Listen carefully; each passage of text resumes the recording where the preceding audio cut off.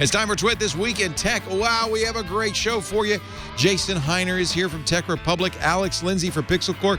Owen J.J. Stone. Oh, Doctor, we don't know where he's from. Mars, I don't know. We're going to talk about what's going on with self-driving cars, the latest news from Twitter, Apple, why it's getting everything wrong, and I'm going to make a personal revelation that will shock you. It's all next on Twit. Netcasts you love. From people you trust. This is Twit. Bandwidth for This Week in Tech is provided by CacheFly at CacheFly.com. Hi, everybody. It's time for our annual audience survey. We'd really like to hear from you. It helps us understand our audience better, know what you like and don't like, how you listen to the show. It also helps us tell advertisers what kind of people listen. But I promise you, your feedback is always kept personally anonymous. All you have to do is visit twit.tv/survey and let us know what you think. It'll just take a few minutes, and it'll help us make Twit even better. We really appreciate your support and any help you can give us. twit.tv/survey.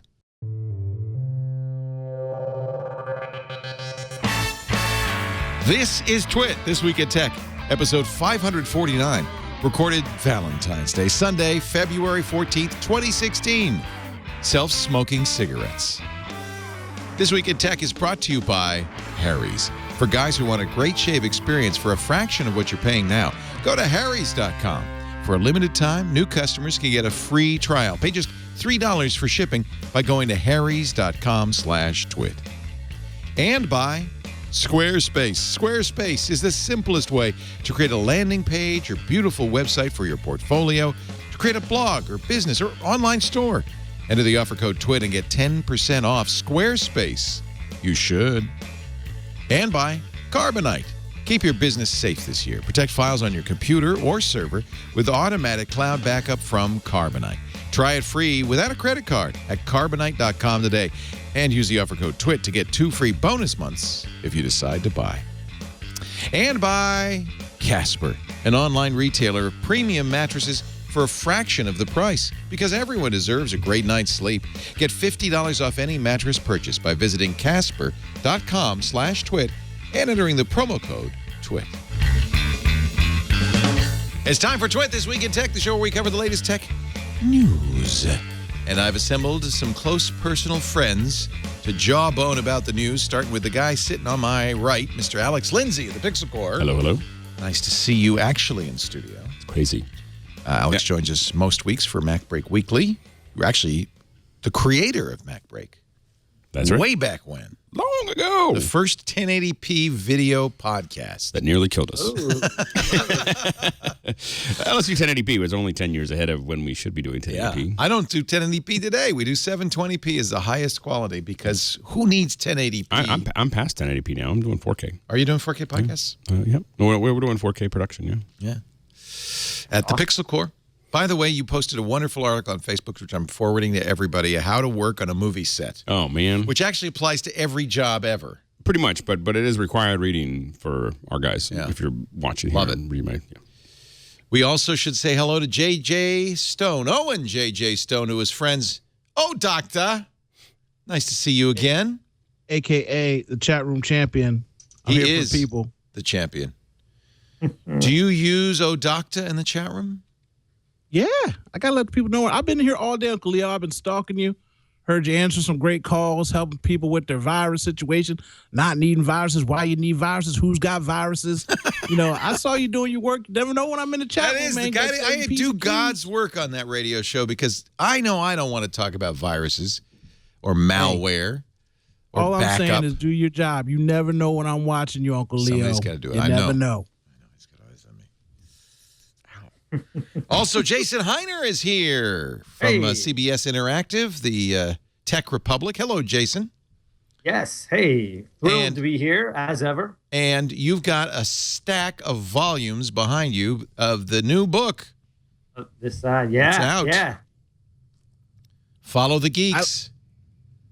It was a very interesting listen. I did not read it because I don't know how, but I listened to the audio version. Dan Patterson recorded the audio version of that. Danny Boy did, yes. Yeah. Very nice. How exciting. Are you Are you? I noticed you said I have a lot of books to send out. You're doing your own fulfillment, huh? Well, for the crowdfunding, I get it. Yeah. Yeah, we originally crowdfunded the thing because we wanted to make ourselves responsible to readers and not the publisher. Nice, love it. And so yeah, I've all the hardbacks came in, and so I've got all those going out this weekend to our awesome crowdfunders. If you are a crowdfunder, thank you, bless you, love it, and can't wait to get it in the hands of all those folks.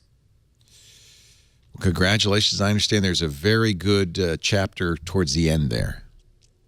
Oh, chapter 9. Chapter 9, my favorite chapter. Yeah, love that chapter. The closest thing to a biography I'm ever going to get, but I was really glad to be a part of that.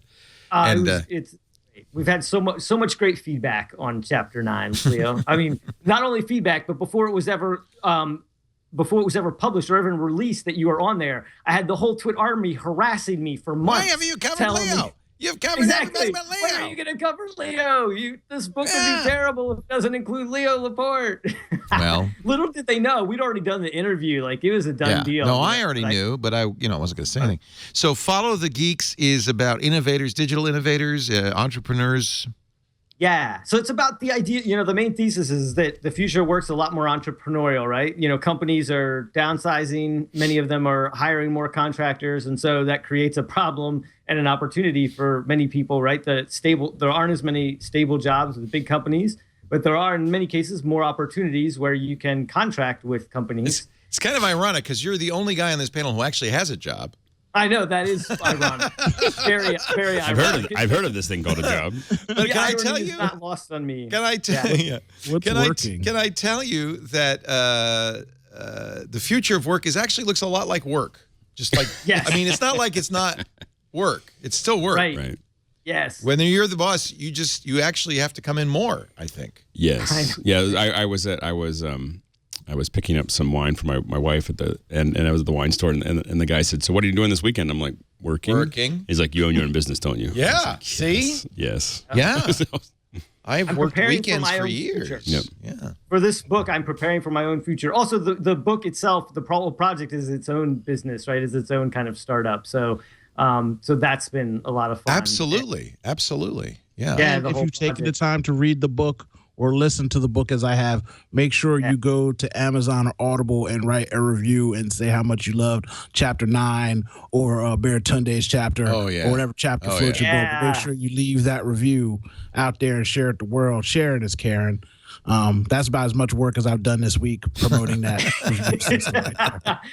Thank you. Whatever you're doing, I want to copy that, OJ. Why did I call you OJ? I'm so sorry. You've been watching The Simpsons, man. I've been watching The People versus OJ. Wow. I'm going to tell you two things real quick. When all that was going down, my initials were OJS, and I was dating a Caucasian girl named Nicole.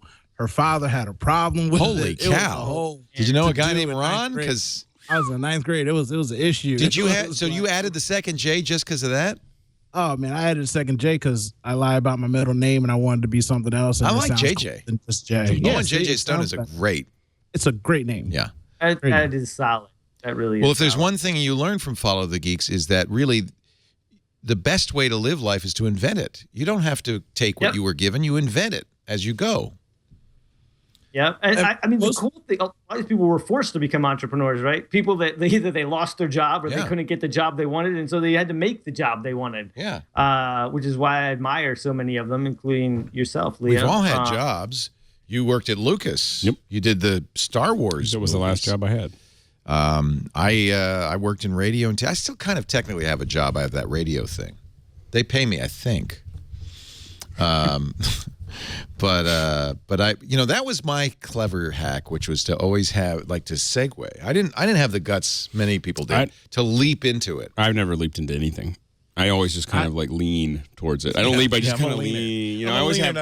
You have the job that's paying the money. You have the job that you're trying to get rid of, and you have the job that's taking you where you want to go. And it's just those three, and it's like a little just track. You're just slowly moving. And if it's play it safe. That's awesome. The safe way to do it.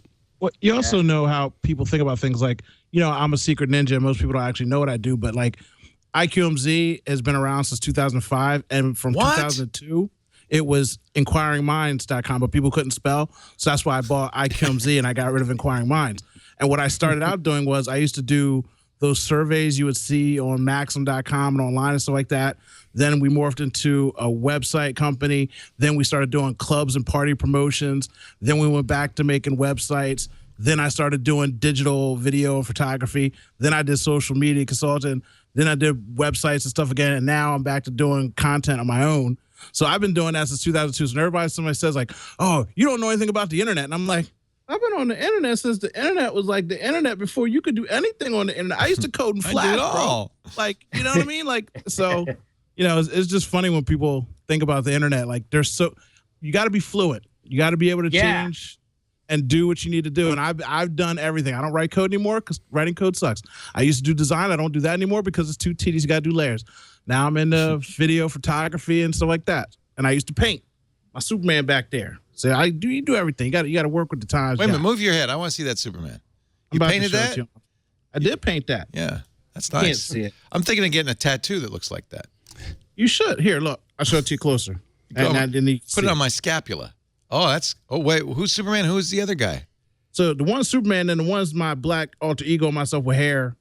That's you? See the O? See the O on his chest? Oh, it's O-Man. Oh, nice. That fro. Do you call yourself what? O-Man, the big O? Oh, Dr. Dummy. Oh, Who are you talking to? Oh, Doctor, no doubt. With hair. Oh, he just did a flip. Wow. So the chapters in the book follow the geeks, Baratunde, Thirst. The thing is, anybody who listens to this show will know almost all these people. Lisa Bettany, mostly Lisa, was, of course, the first host of This Week in Photography. Our great friend Gina Trapani.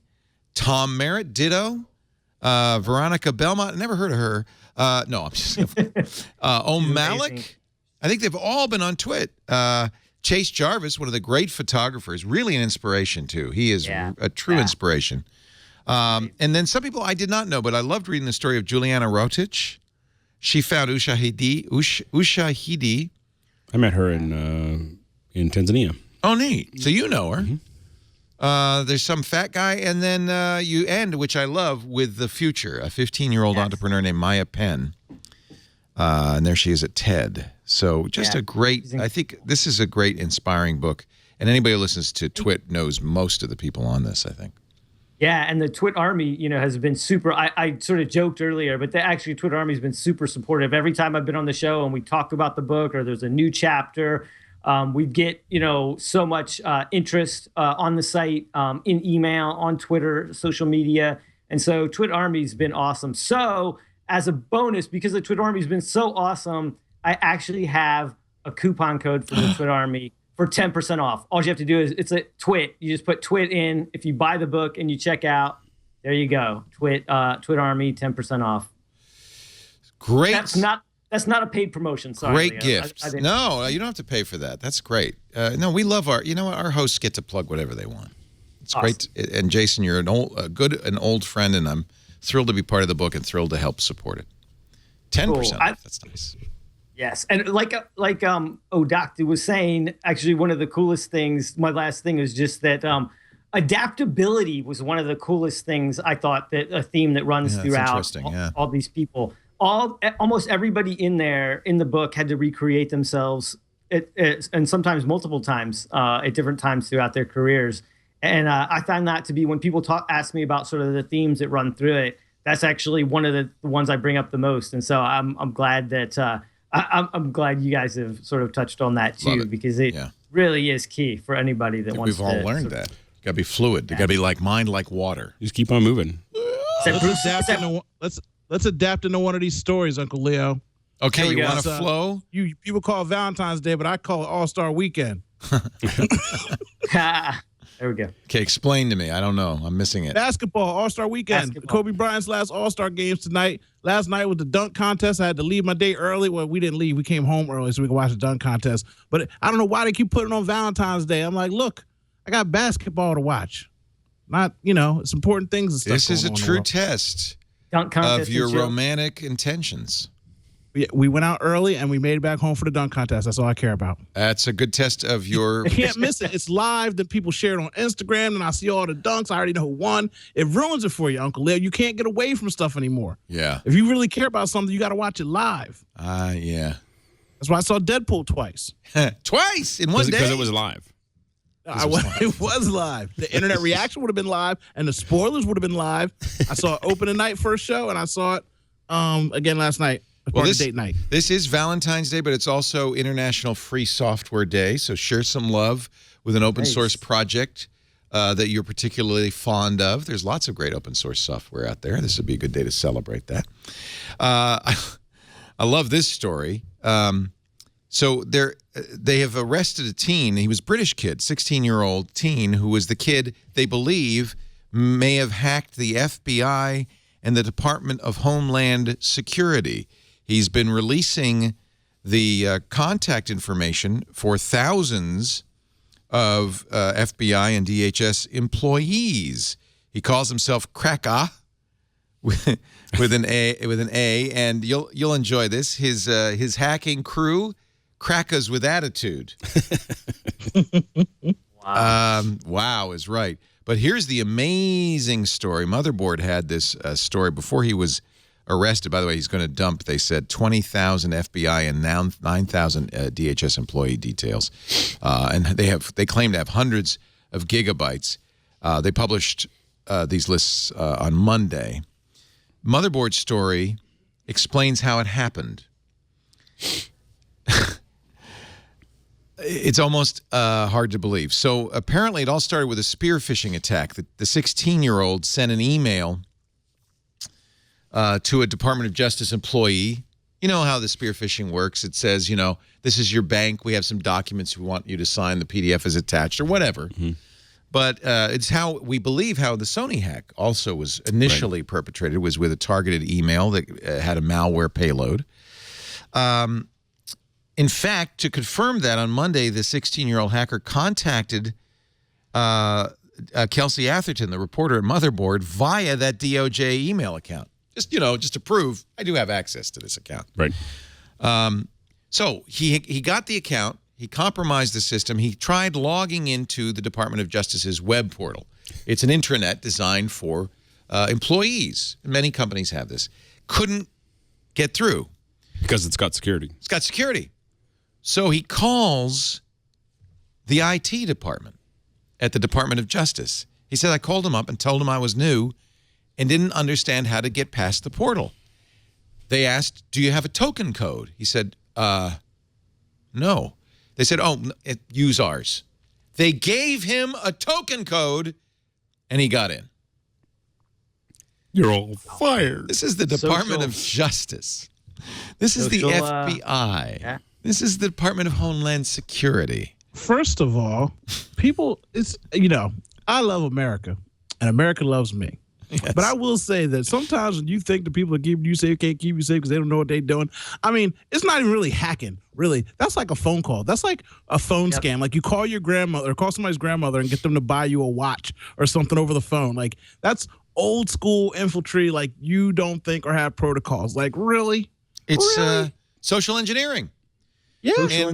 And people like Kevin Mitnick, reformed hacker Kevin Mitnick, who's a good friend, he wrote a whole book on social engineering. He said that's really the weak point. You can have the best passwords. You can do everything, two-factor authentication, fingerprint scanner. But if some customer service rep is going to give it all up with a phone call, you're screwed. Well, it's amazing how just with an air of authority, how far you can get in a lot of places. I mean, we definitely had to get back into a location where I did belong, but I didn't have whatever I needed. Just talk my way through it. Act like you belong. I was like, Hi, this is Cracker the hacker. Well, he had an English accent. I can't get into the portal. The issue is I can't get into the portal. Well, the thing is that immediately as an American, that would be a giveaway. There's an inferiority They're complex smarter than us because they talk like that. So and so they're like, oh, he has an English accent. He must know what he's talking about. Unbelievable. It's the journalist thing. Like if you act like you're supposed to be there or act like you should get the information, like a lot of times people give it to you. I mean, journalists do this all the time. I had 1 week where I got kicked out of the White House and the Capitol both just because I wasn't I was someplace I wasn't supposed to be, but I was just acting like I was supposed to be there.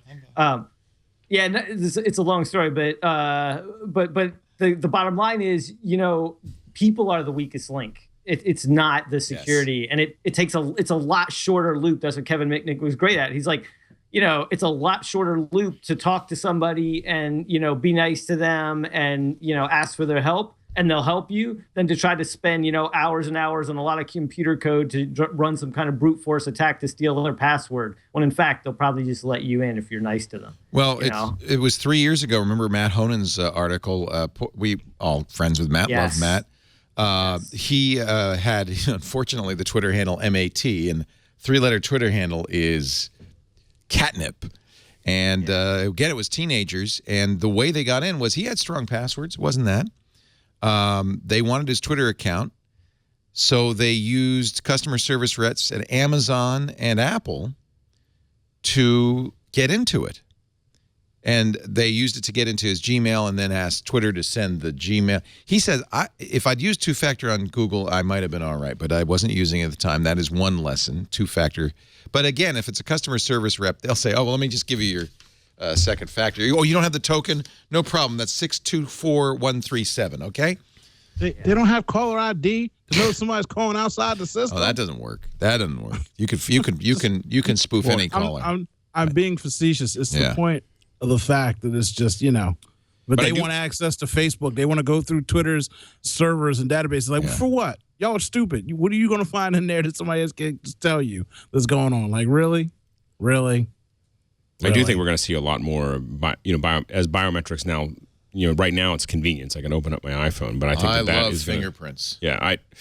I saw I saw a report, I guess, that Apple now is going to let you say your password, to your Apple TV, and I was like, I do not want to say my password in front of my kids. That is not what I want to be able to do. Is just hold down my thumb on my phone and have it let me buy that movie. Yeah. And unless I spell it out, they're not going to understand my password anyway. My passwords are incredulously impeccable and cannot be hacked by anyone because they are ghetto hood rat typings of words like that you wouldn't imagine to be able to spell. Oh, yeah. I would never think of that. No. If you use LEET, 3 instead of an E or... Oh, yeah. They know that. They just get right through that one. And I'm sure that they have access to the Urban Dictionary too, Well, the way I spell Big Papa and the way you spell Big Papa are two totally different things. Then there's a number and a capital letter all up in there. So go have fun with Big Papa, people. There's Come actually get in there if you can. A related story. It's kind of interesting. The Error 53 story, which relates to this fingerprint reader. We'll talk about that in just a second. I want to take a break right now. But Alex Lindsay is here from Pixel Core. Mr. Owen J.J. Stone from IQMZ.com. He's at Odocta with an H on the Twitter. What? Tis I. I thought you said for shizzle. I'm sorry. But you would say that, wouldn't you? In the urban argot, the argot of the streets. Yeah. From the hood, B. The hood, B. I love speaking the argot of the hood with you. I like when you read rap lyrics. I'll do that a little later on. Yeah. Sometimes I play those clips back to go to sleep at night. It soothes me. I feel that Straight Outta Compton got ripped off. I really enjoyed that movie. Forget Straight Outta Compton. Creed. I cried 3 times when I saw Creed. Yeah. I haven't seen that yet. Worth seeing? You didn't see Creed? No, but it's going to be up for rent on Tuesday, and I'm going to see it. Lisa and I are on a quest to see all the Oscar-nominated movies. And Stallone did get nominated, but you're saying... Yeah, 10 seconds to tell you the best part, right? Yep. So the kid's going to Rock, and he's like, look, help me train. Rock is like, yeah. So he's like, well, just write down some stuff for me to work out on the gym. So Rocky sits down in the car with him. He writes his whole list for like 20 minutes. And he's like, all right, kid, if you do these, you're going to be all right on your way. So the kid takes the paper, takes a picture of it, hands it back to Rocky, starts jogging off to the gym. And he's like, you left the paper here. He's like, I took a picture. He's like, what happens if you lose your phone? He's like, it's in the cloud. And Rocky just looks up. He's like, the clouds? It's in the clouds. Oh, and I was like, classic Rocky. I love it. What's the clouds? It's just a feel-good movie. What's it is a great movie. Oh, goodness, I love that movie. Black director. Rocky was good at. Like I said, I literally cried 3 times. I mean, I got really father, daughter, daddy love issues with family. It was just a good family. I have a horrific confession to make right now. I've never seen any of the Rocky movies. What? You're lying. No. What? You're lying. No. How much of your life have you wasted not doing what you're supposed to do? What else are you doing wrong? I've never seen any of the Fast and Furious movies either. Now, Rocky is American. Okay. You can't. You know what? The rest of this week, I don't care what you do in your free time. If you don't at least watch Rocky 1 and Rocky 2, I'm going to get on a plane and come smack you in the face. Okay. That's how important they are to American culture and the way the world works. And probably I should see them before I see Creed, right? Yeah. Yeah, man. But at least 1 and 2. Yeah, maybe even 3, because like you got to listen to that speech where Rocky gives to Adrian on the beach in 3 too. Yeah, man, you got to. I'm so upset that you've never seen any Rocky movies. All right, this week I have an assignment. Not only do I have to see all the Academy Award nominated movies, I also have to see Rocky 1, 2, 3. So you're not coming to work, is what you're saying. Yeah, who needs work? It's now movie time. Movie time. 4, movie time. And 4, it's like with the Russians. He's like, if you can change. And I can change. Everybody can change. Oh, that's the one with Dolph Lundgren and the Russian flag? Yeah. Like Rocky is like the core of America. Like the blue collar way the world works. Rocky's like legit. I know that he's a bumbling idiot, but there is such underlying passion of humanity in those stupid movies. And I swear to Jiminy Christmas, you better see him. Amen. Get it. Yes. I'm really upset. Like my heart actually physically hurts right now. Like, now it's almost a point of pride that I will never see the Rocky. Like I just I don't. If I've gotten this far without it, you haven't gotten this far. You'd be a lot higher in life if you've seen Rocky. I could be president. It's holding you back. Damn, blew it. All right, good. I'm going to see it, and then I'm going to watch Creed, so I can calm down. Wow. Also here, Alex Lindsay from the Pixel Corps, Jason Hiner from Tech Republic. And we will talk about Error 53 in a moment. But first, a word from Harry's. I love my Harry's. We got a great deal for you. We talked about Harry's for a long time. Harry's is, of course, the razor company created by 2 guys who are passionate about giving you a better shaving experience by delivering an amazing shave at an affordable price and delivering it to your door. So you don't have to go to the drugstore and get them to unlock the razor blades. But they lock them up because they're so crazy overpriced.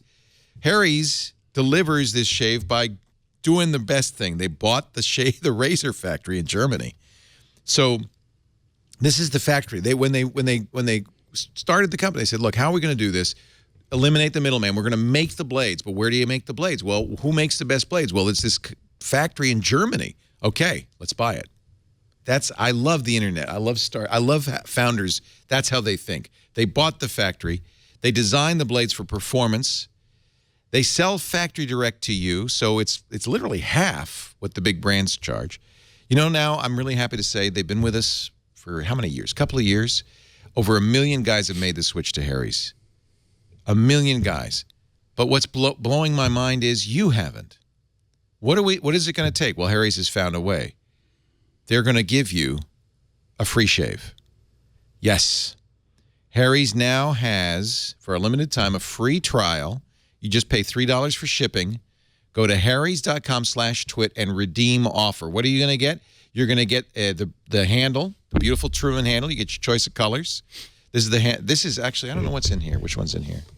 Yeah, it's a Truman. You're going to get the blades. You're even going to get a little Harry's foaming shaving gel, which is great. This is not the sample kit. This is a regular Harry's kit, but you get this kit for $15. So it's your choice. Show the sample kit again. I want to see what they've got. Okay, so you get the razor, you get the blade, you get the foaming shave gel. I think it's a sample size. You get the thing that I really like that we never talk about. Well, actually, we do now because I really like it. The travel blade cover, which protects your hands. You can put your razor in the shaving kit, keeps it dry, it airs it out, and you don't get cut up. I love this. And you need that because you know what? These are sharp blades. They're great. They give you such a close shave. And man, the price is right. Why are you paying $32 for an 8-pack of blades when you get them half as much at harrys.com? And by the way, when you get the free kit, you're going to also sign up for the monthly. You can cancel if you decide you don't like it, but you won't. Get the monthly shipment. I get them every other month. They ask you, how often do you shave? Right there. How often do you shave? And then they send you the razor blades and the foaming shave gel or the cream. I like the cream. Try the cream too. Harrys.com, HARRYS.com/twit. I shave with Harry's every morning, and you should too. And if, I know a million guys have switched. Half of them come from us, I'm sure. But what I don't understand is why you haven't. So now, will you do it if you get the free one? How about that? Harrys.com/twit. Harry's. You know what's a cool lesson about that like entrepreneurs can take from it is just like, it's a solved problem, right? People that go and they take like something that's a solved problem that everybody thinks like, well, why do you need another razor? Why do you need somebody to make it? And then somebody comes along and they find a better way to do it. I'll tell you why. Yeah, exactly. Yeah. Right? That's what's really cool about the internet. And a lot of our sponsors, like PillPack, where, the pharmacy by mail, a lot of the sponsors are reinventing age-old processes that Casper, they're making mattresses and selling them direct, that you would think, well, that's a solved problem. But you're exactly right, Jason. There's a huge amount of opportunity thanks to the internet, thanks to a lot of stuff. We did on Monday, I interviewed the inventor of the Sphero. Yep.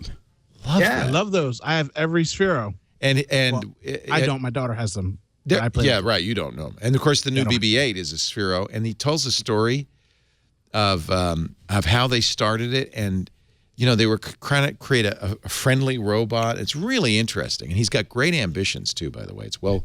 Do you know what? Another thing I saw people want it it's as a go-kart, not go-kart, like an RC car. Like when I play with it, I try to explain to people like it's like having an RC car when you were a kid. You control it, it zooms around. Like don't think of it as like a robot or whatever when you looked online. Think of it like an RC car. You could drive and jump stuff. It goes in the pool. Have you played with that new one, the auto that jumps? I have all. What's of it called? Well, Leah has all of them. It's right, Leah. Yeah. Your kid has them all. Yeah. Yes.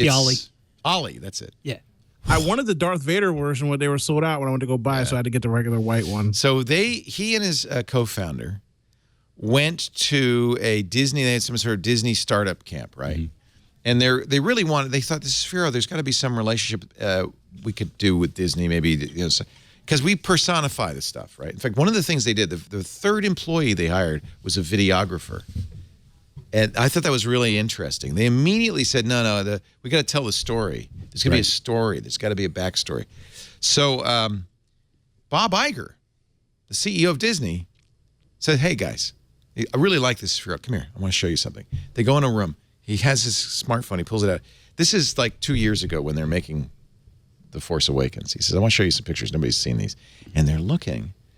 And he said, we're like trying to memorize this. We're seeing stuff nobody's ever seen. And there's the BB-8. And Iger says, see that? We want to make a robot like that. We could do that. Yes, we can. Yeah. We could do that. It's a great story. It's really interesting. But that's another example of, just out of the box. I love the era we live in. We live in amazing. There's a lot of We really do. Yeah. We really do. For all the pessimism there is out there at times right now, I think that some of it is it's natural because it's like shifting sands, right? The sands are shifting underneath our feet. But in any time of great great upheaval is tremendous opportunity, and it's also you have so many people doing so many things so creatively, and reinventing processes like you talked about, reinventing ways to do things, trying to make things better, and that kind of passion and that kind of commitment to, just being better and doing something useful and being useful to other people, I think is just kind of the spirit of the age. We interviewed on the new Screensavers yesterday one of the physicists from Caltech who did the LIGO experiment. Talk about inspiring. I mean, if you're interested in science, the Large Hadron Collider and now this, proving Einstein's 100-year-old theory of gravitational waves, discovering actually gravitational waves with this massive experiment. And I said, that must have cost a lot of money. I mean, he said, well, thanks to the National Science Foundation, they did the pilot experiment, which cost like $250 million. We were able to, well, but wait a minute. And then they eventually, the whole thing all in, 2 big experimental facilities on the east and west coast. There's more going to be built around the world. a little under $1 billion. He said, but I got to tell you, that's, Star Wars money. One movie. Right. And I think we are surrounded by miracles, by wonders. We have now seen gravitational waves created by two black holes kind of colliding and proven that there is actually gravitational waves. It's incredible. I said, well, what does that mean? He says, well, who knows? I don't know. But they're there. But I think one of the things that's really important is just to realize how malleable the reality is. I think a lot of us tend to be let's be realistic about this, and there's no reason to be that realistic. We could shoot for the moon, and beyond. Yeah, we had a client that asked. I said, we can stream from anywhere, and I can stream from anywhere if you give me time and budget.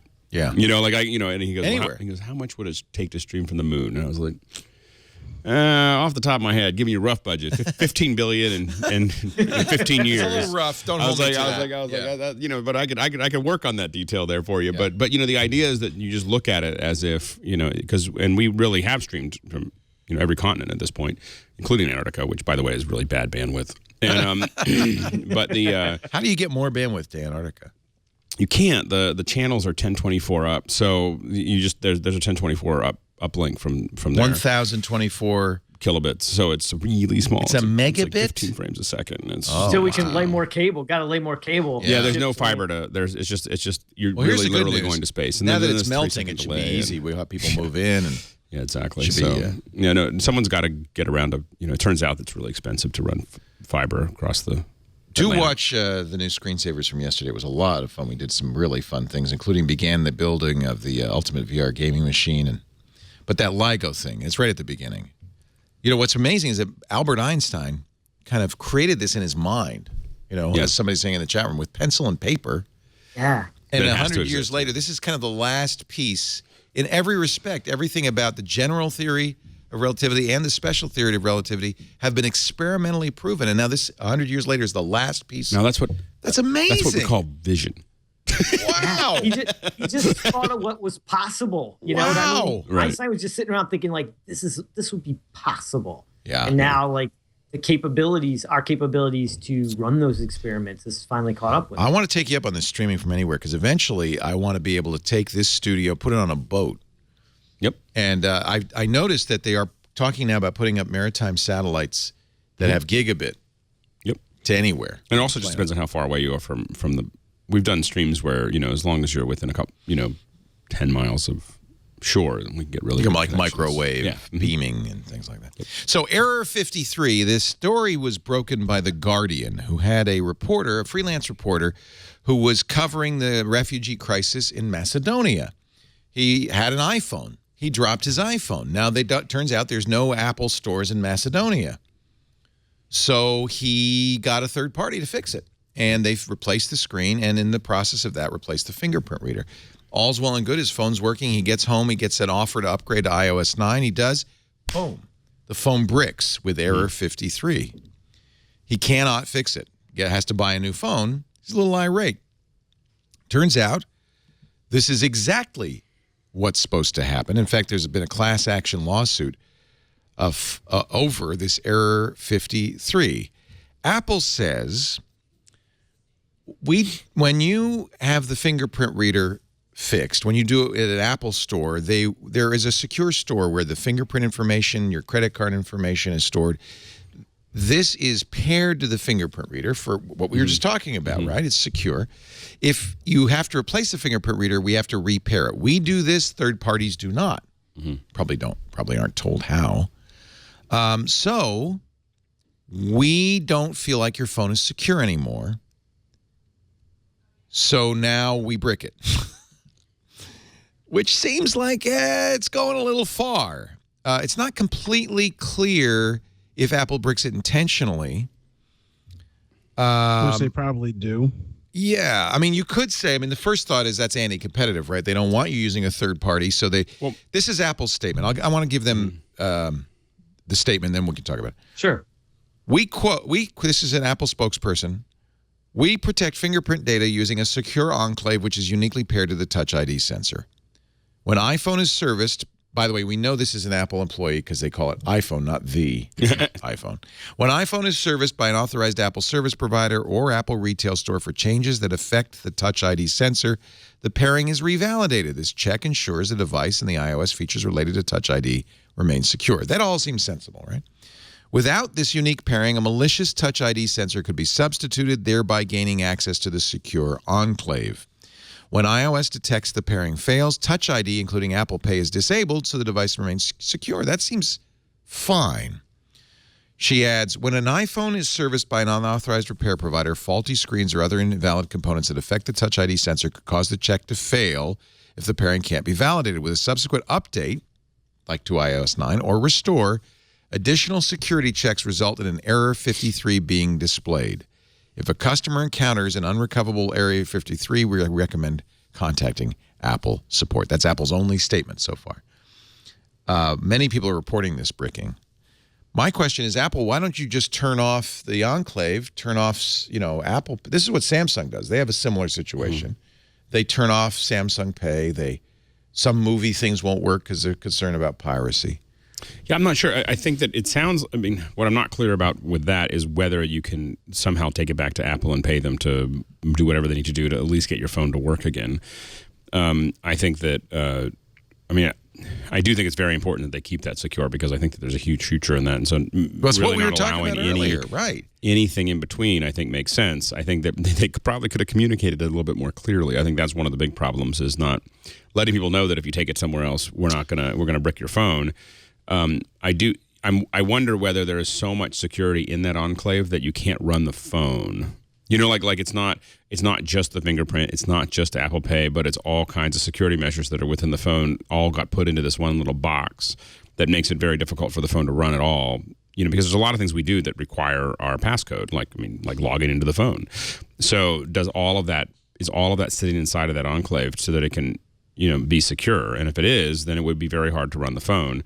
But it seems like there's got to be some kind of fix that you could at least upgrade or have Apple replace your touch sensor in the whole section to make that work. It may not be free. I think that obviously as a user, it'd probably be useful just to go to Apple or an authorized. I should point out, Mac Rumors says they've heard from a retail source some Apple stores have received the go-ahead from Apple to replace third-party screens to resolve the issue. So it may be resolvable. Yeah.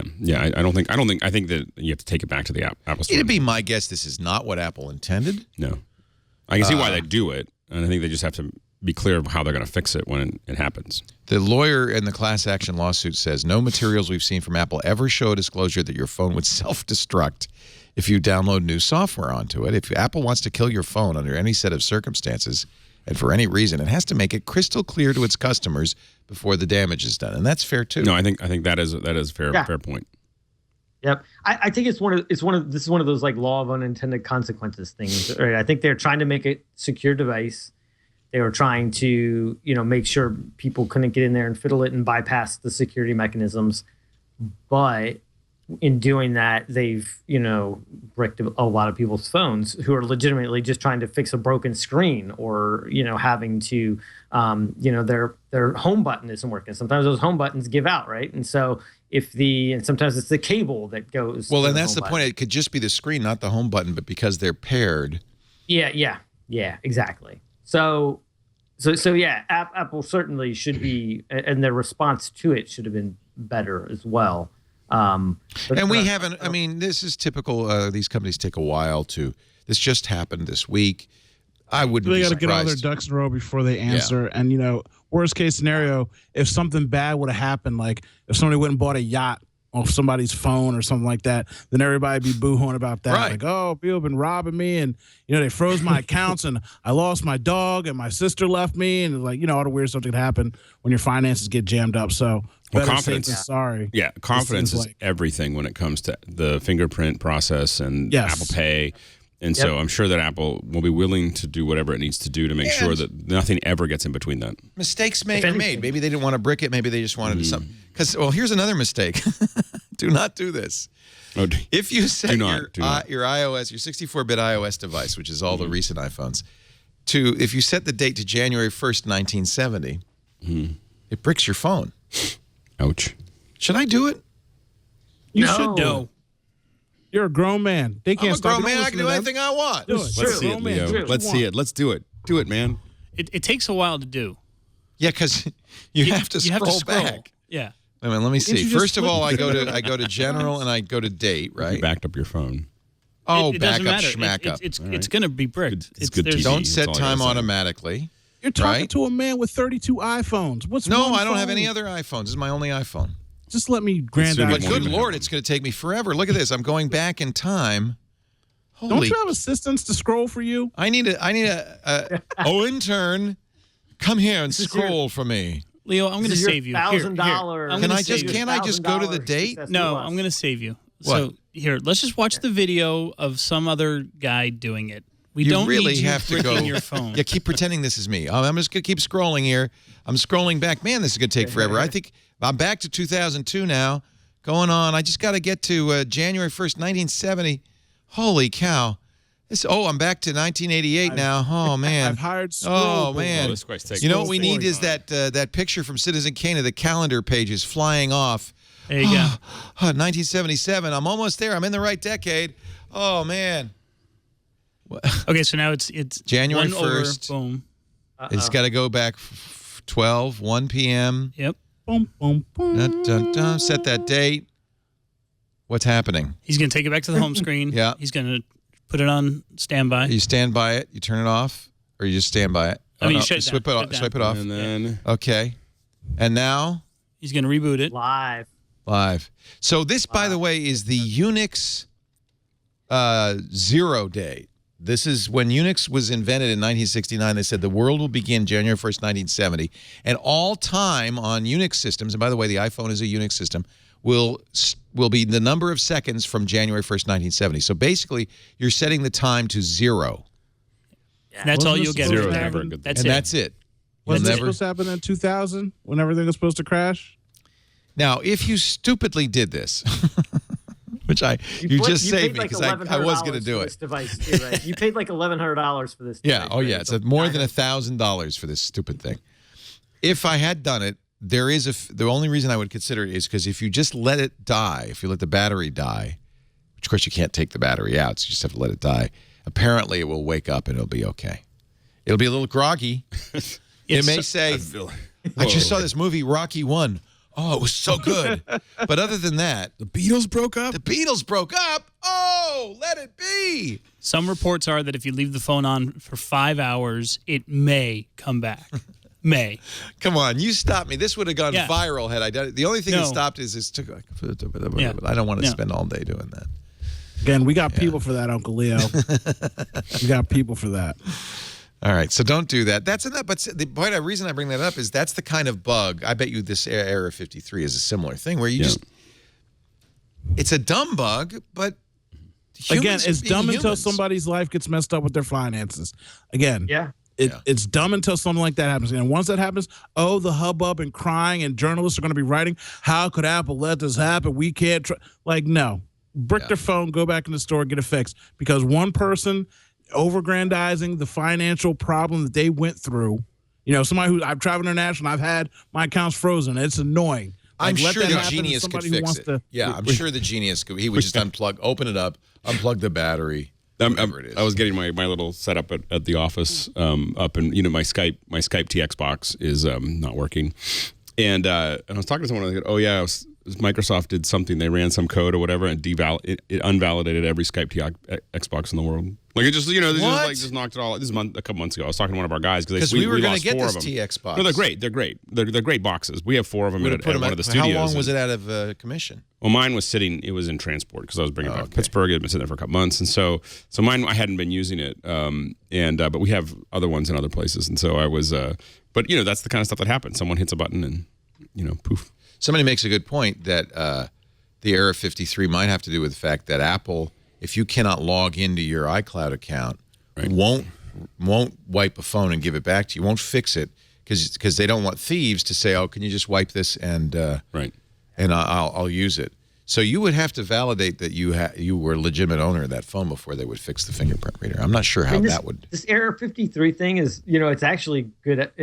It's free advertising for Apple on that their devices are pretty locked down. There's IT managers out there going, "See, this is why we, buy Apple Right. devices because that's right. That's what we want. That's the behavior we want. Exactly. Yeah. We don't want people to be able to fake these things. Here's behavior you don't want. And this is not Apple's fault. Adobe pushed a update to their Creative Cloud Updater program, right?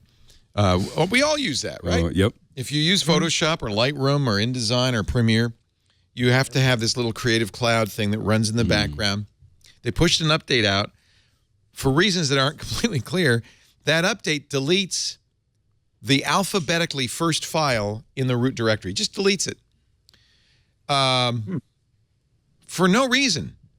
And the only reason we found out about this is because Backblaze, which is a online backup service used by a lot of Apple users, has a folder, a file in the root folder called a I think it's .bt. And typically, vol, you wouldn't see you wouldn't see the file that it's deleting. So a lot of people probably have had the file deleted and not.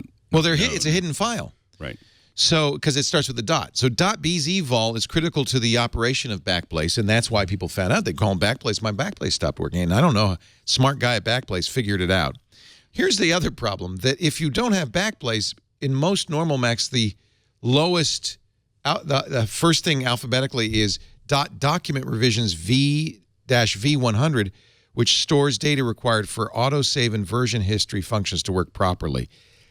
Not such a good thing to have deleted. No. So the fix for this, at least until Apple puts out a fix, the fix for this is from Backblaze is to create a new file in your root directory called .adobe don't delete my BZ vol. And that will sort higher. It's easy to do if you have a terminal. I showed this on the new screensavers. You type CD / it'll take you to the root directory. No, is dot higher than space? I don't know. You can't start a file with space. Yeah, you can. How do you start a file with space? Space, touch. Dot's higher than space. I think that's right. Is dot higher than space? Well, I'm going to do it this way. So you could create a file and make it .aaa. That's going to sort higher than anything else, right? And the touch command, if a file exists, will update its date. But if it doesn't exist, we'll create it. %2020. It has to be sudo. Sudo touch. Yeah. Sudo touch. .aaa. You've created that file. You got to give it your password because you're not administrator. Boom. And now if I look, I have a file .aaa, and if I install Adobe, you've got a backup one. You've got AAA. I've done this before. So go on command line. This show's getting crazy. Well, it's a simple fix. You want another one? I got another one. It is. So here's another one. There's an issue with an update, open source updater program called Sparkle. Yes. And Sparkle's used by a lot of Mac software to update it. And apparently Sparkle allows insecure connections for updates, which means it wouldn't be too hard for a bad guy, if you're on, let's say, an open Wi-Fi access point, to intercept the Sparkle updater, or even to send a fake update to programs that use Sparkle and put arbitrary bad stuff on your Macintosh. So this has been fixed, I think, by the Sparkle guys, but the problem is it's hard to update a program if what's broken is the updater, right? You can't update the updater. So apps that have this problem are going to have to somehow get you an update without using Sparkle. I don't know. It's kind of a catch-22. So anyway, there is an update. If you have... So the most common one, Camtasia uses Sparkle, MicroTorrent, uTorrent uses it, Sketch uses it. The most common one is VLC. And I think everybody's got VLC on their system. Somebody on the Ars Technica, you want to do some more command line foo? This one you can copy and paste it from Ars Technica. Somebody in the command line has showed you how to figure out if you've got Sparkle in your Macintosh. You run this find command using a grep to look for the Sparkle bundle. And then what you're going to get is you're going to get a list of files that are using Sparkle, and you're looking for version numbers, and you're looking for a version number past 1.13. If you have prior to 1.13, which everything on my system does, you're vulnerable. That's fun. More command line foo. This has become the command line show. Nice. There's a show for you, the Command Line Show. I think there is actually a podcast called the Command Line Show. I think so. Today we're going to talk about grep. It's audio only. CD tilde, my favorite command. Audio only. Yeah, right. There actually is an audio book, an audible book on Command Line. I got to listen to that. Okay. Percent C colon / tilde. Anyway, just, I don't know. I don't want to make this the Apple bug report. So by the way, production people, all the ATEM, all the Blackmagic software uses Spark. Oh, yes, that's right. Blackmagic uses it. Sorry. Oh, you just did it? Yeah. You're looking through. Look at all that stuff. Oh, man. Yeah, none of it's up to date either. Mac MacFun's plugins, a Tonality Pro, which I use as a photographer. A lot of photographers use MacFun. Those also have the problem. Which means Trey Ratcliffe's great new HDR app. That's the problem. Nice. Want to talk about the feds declaring Google's self-driving car a driver? Yeah, I like that. So the Google wrote actually, let's take a break and then we'll do that. I like that one. And then Dr. Dre's doing Apple's first scripted television series. And it has a nude orgy scene in it, which means we've come a long way since Steve Jobs ran Apple. There's the sound that you're hearing is Steve Jobs rolling in grave. That's part of the problem that Apple's having. I agree. All the dumb stuff that they're doing. I agree. Nothing wrong with sex. I'm just saying. Our show today brought to you by Squarespace, the place to make your next website. I think Jason Hiner might know a little bit about Squarespace. Just a little bit. So here's why people like Jason. Yeah, you use it for your Follow the Geeks book, right? It is. FollowTheGeeksBook.com, hosted on Squarespace from the very beginning, day one. The reason people use Squarespace is it's the best hosting out there. You cannot bring a Squarespace site down. Everybody go to FollowTheGeeksBook.com right now. Doesn't matter. The site will not even slow down because because the second part of it is you're using the software for the site design that is based on the hosting. They're tightly integrated, so it's kind of miraculous when traffic ramps up at a site. The hosting software automatically gives you more resources, CPU and memory. It just all happens automatically. So everybody can go right now to any Squarespace site, and you cannot bring it down. Leoville.com, my blog is on Squarespace. Nice. The nice thing is, and I think you probably discovered this, you can make a beautiful website. So, for instance, you wanted to put that Times Square picture that you just got a couple of days ago on your cover page, and you did. Yep. And that's so cool. And Squarespace makes that easy. In fact, the cover page is a great thing for somebody who just needs like a presence on the web. And every business, you got to have a presence on the web. But it could also be if you're a photographer, your portfolio, or an artist. If you're a musician or a band, Squarespace has templates designed just for you where you could sell your music, you can show concert dates, lots of pictures. They're all beautiful, and they all represent your aesthetic. You start with the Squarespace templates. The best designers, the best engineers make those, but then you make them your own with just a few clicks, and that's what's cool. They're all mobile responsive. That means you don't have a separate mobile site. Your site looks good on every size screen automatically. They all have e-commerce.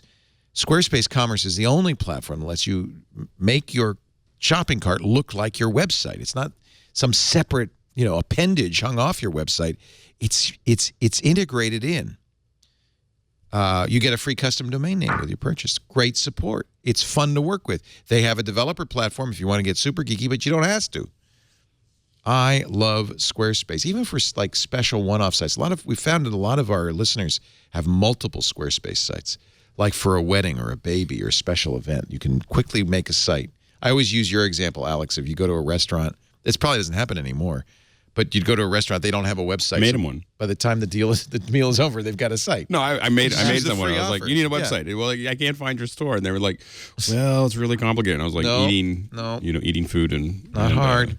We're redoing our website because we haven't touched it for a long time. It's on Squarespace now, but and I'm playing with it, and I'm just like, oh, these new tools, and so it's really awesome. It is. You don't have to worry about security updates because they do that for you. You get new features all the time. It's just all automatic. It's just great. And we did a bunch of custom coding with ours on top of it. That's one thing you can do in Squarespace. Is you can, of course, you can use all the WYSIWYG stuff, but you can also put stuff in.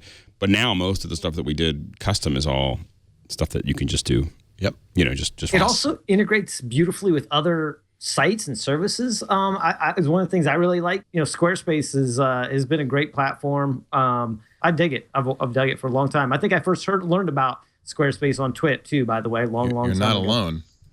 I think, I know Squarespace, every podcast in the world is now sponsored by Squarespace, but I think we were the first. We certainly helped put them on the map. Squarespace. Yeah. Part of their narrative, I think, was like they sort of took this big risk and loved it. And advertised. We were very grateful, and I know many others are. Offer code TWIT, you'll get 10% off Squarespace. You should. Dr. Dre, of course, a friend of Apple. He sold his company, Beats, for some billions of dollars, making him the first billionaire rap star. He continues to work with Apple. He's going to now. Everybody and their brother is doing scripted TV series. Netflix really showed with House of Cards that this is an opportunity. Screw Hollywood. If you've got money, you can do it yourself. Right. So, according to the Hollywood Reporter, and this is an exclusive from the Hollywood Reporter a couple of days ago, Apple's making its first original television show, Vital Signs, a dark, semi-autobiographical drama. Now, we've seen Dr. Dre's autobiographical drama, right? Oh, wait a minute. No, he was Dre's part of Straight Outta Compton. He was with NWA, right? Yeah. I'm sorry. I confuse these rap stars. Well, Ice Cube had more to do with the writing and the production and all that stuff than and Eazy-E. Don't forget Eazy-E. He does not come off well in that movie, I might add. I'm talking about as far as the movie's concerned. Ice Cube was the architect. He produced it. Yeah. Most of that stuff. Yeah. Dre liked it, though, right? I'm sure he did. He got a check and played the music. And he comes off well in it. Very much. He comes off very well in it, I think. As does Ice Cube. He makes a lot of money. You got to come off well when you're doing good for yourself. Yeah. So Dre is starring in and executive producing this 6-episode TV show, Vital Signs, bankrolled by Apple. Will likely be, according to the Hollywood Reporter, an exclusive on Apple Music. Yes. And it's not clear whether Apple TV, the iTunes Store, or other Apple platforms, or even a traditional television distributor will be involved, according to the Hollywood Reporter. Apple and Dre declined to comment. Those who have seen descriptions of the show say its billed as semi-autographical, each episode focusing on a different emotion. And I don't buy into this at all. Let me just say. And how Dre's character deals with it. I would much prefer the 10 crack commandments or something like that. I think that'd be a good... First of all, his autobiography, he was the one guy in that group that was a DJ, a singer, a dancer. Did it all, He wore sparkly suits. Yeah. He had a family that was taking care of him for the most part. Like, he lived in the hood, but he wasn't living that hood life. And he was one of the biggest pretenders in that group. So, first of all, he wasn't. Are you saying he wasn't gangsta? No, he was not. And he flipped the switch to go be in the band and whatever. He's not that guy. Like the guy that is NWA, he's not that guy. There were other guys in that group that were that guy more so than him. Yeah. He was not, quote unquote, about that life. So for him to tell me dark tales about his life from when he DJ'd and did sparkly and then I got a blister on my thumb from scratching all night. And Apple just, I feel like they're throwing money at the wrong thing to start this ship off because it's their buddy. If it doesn't do well, then they're like, oh, well, it's not, I don't know. I don't know if it's the end of the world. I mean, Netflix took a while to ramp up. House of Cards was not the first thing that they did. Wasn't Lilyhammer one of the... I think officially this is the last year for Lilyhammer, I think. I like it, but it's not, it's not genius. No. So you can stumble. Amazon has made some really bad Amazon originals. Transparent was brilliant, but I mean, for content creators, though, I think this is the golden age. I mean, if Apple gets into this, YouTube is just YouTube originals are just coming out on Red. You have not just Red, but YouTube originals are coming out. You have Apple going into it. You have Netflix, Amazon. All these guys are already knee deep in it. If you have an idea of something you want to make, this is the time to do it. I think that the other thing that's really interesting is that if they do it only for Apple Music, of course, what this is setting up is we could do this for your band, and it could be only on Apple Music. And I think that we would see, again, this is where Apple Music could actually, I mean, beyond all the problems that it has, which is an interface that drives me absolutely crazy. These Taylor Swift only, Taylor Swift was showing one side of original content. Dre shows another side of original content. And using that's how you start selling into the music industry. It's definitely the time of the day to do it. If you got an idea, you could pitch it, because 10 people could turn you down, but there's 30 different options right now. So yeah, I mean, there's never been more narrative content created ever than right now. I think that's totally right, Alex. And it is good if you're a content creator, because it puts all the onus, all the focus is on the people making great content, right? If you make great content, you can sell somebody on the idea. You can do it. Whereas, we're coming out of this era where really distributors controlled this game, and you needed a big distributor, and the big distributors decided what they wanted, what they were going to show us. And a lot of times what they showed us wasn't that great, which is what led to this sort of bottom-up grassroots movement of content. And now I think you have it in so many places in so many ways, too. What YouTube's doing is amazing, right? There are people building whole business models off of YouTube in smart ways, and from stuff that is like, the how-to stuff, to people doing full-length movies, to people doing, shorts, to people doing, music videos, all kinds of things.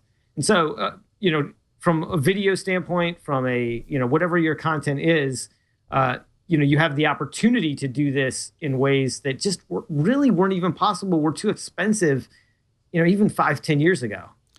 Actually, tomorrow, Stephen King's 11/23/63 starts on Hulu. Another eight-hour mini-series with James Franco, and produced by J.J. Abrams, although USA Today gives it 2 stars out of 4 and says, not worth the time travel, which is actually kind of good. But back to Dre.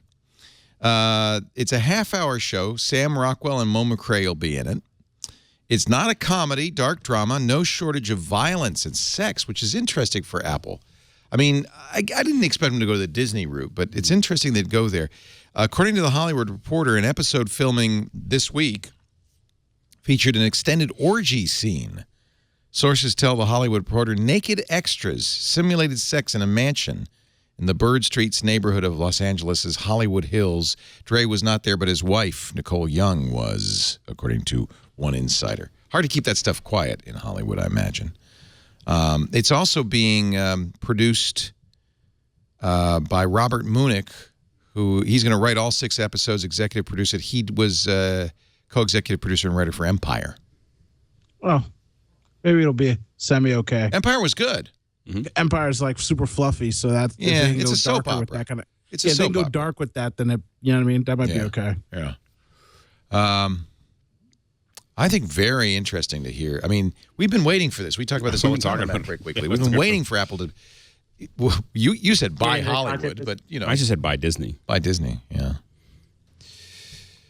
I don't want to make this the Apple show. There are a lot more Apple stories, including this conversation. Can we talk about Twitter?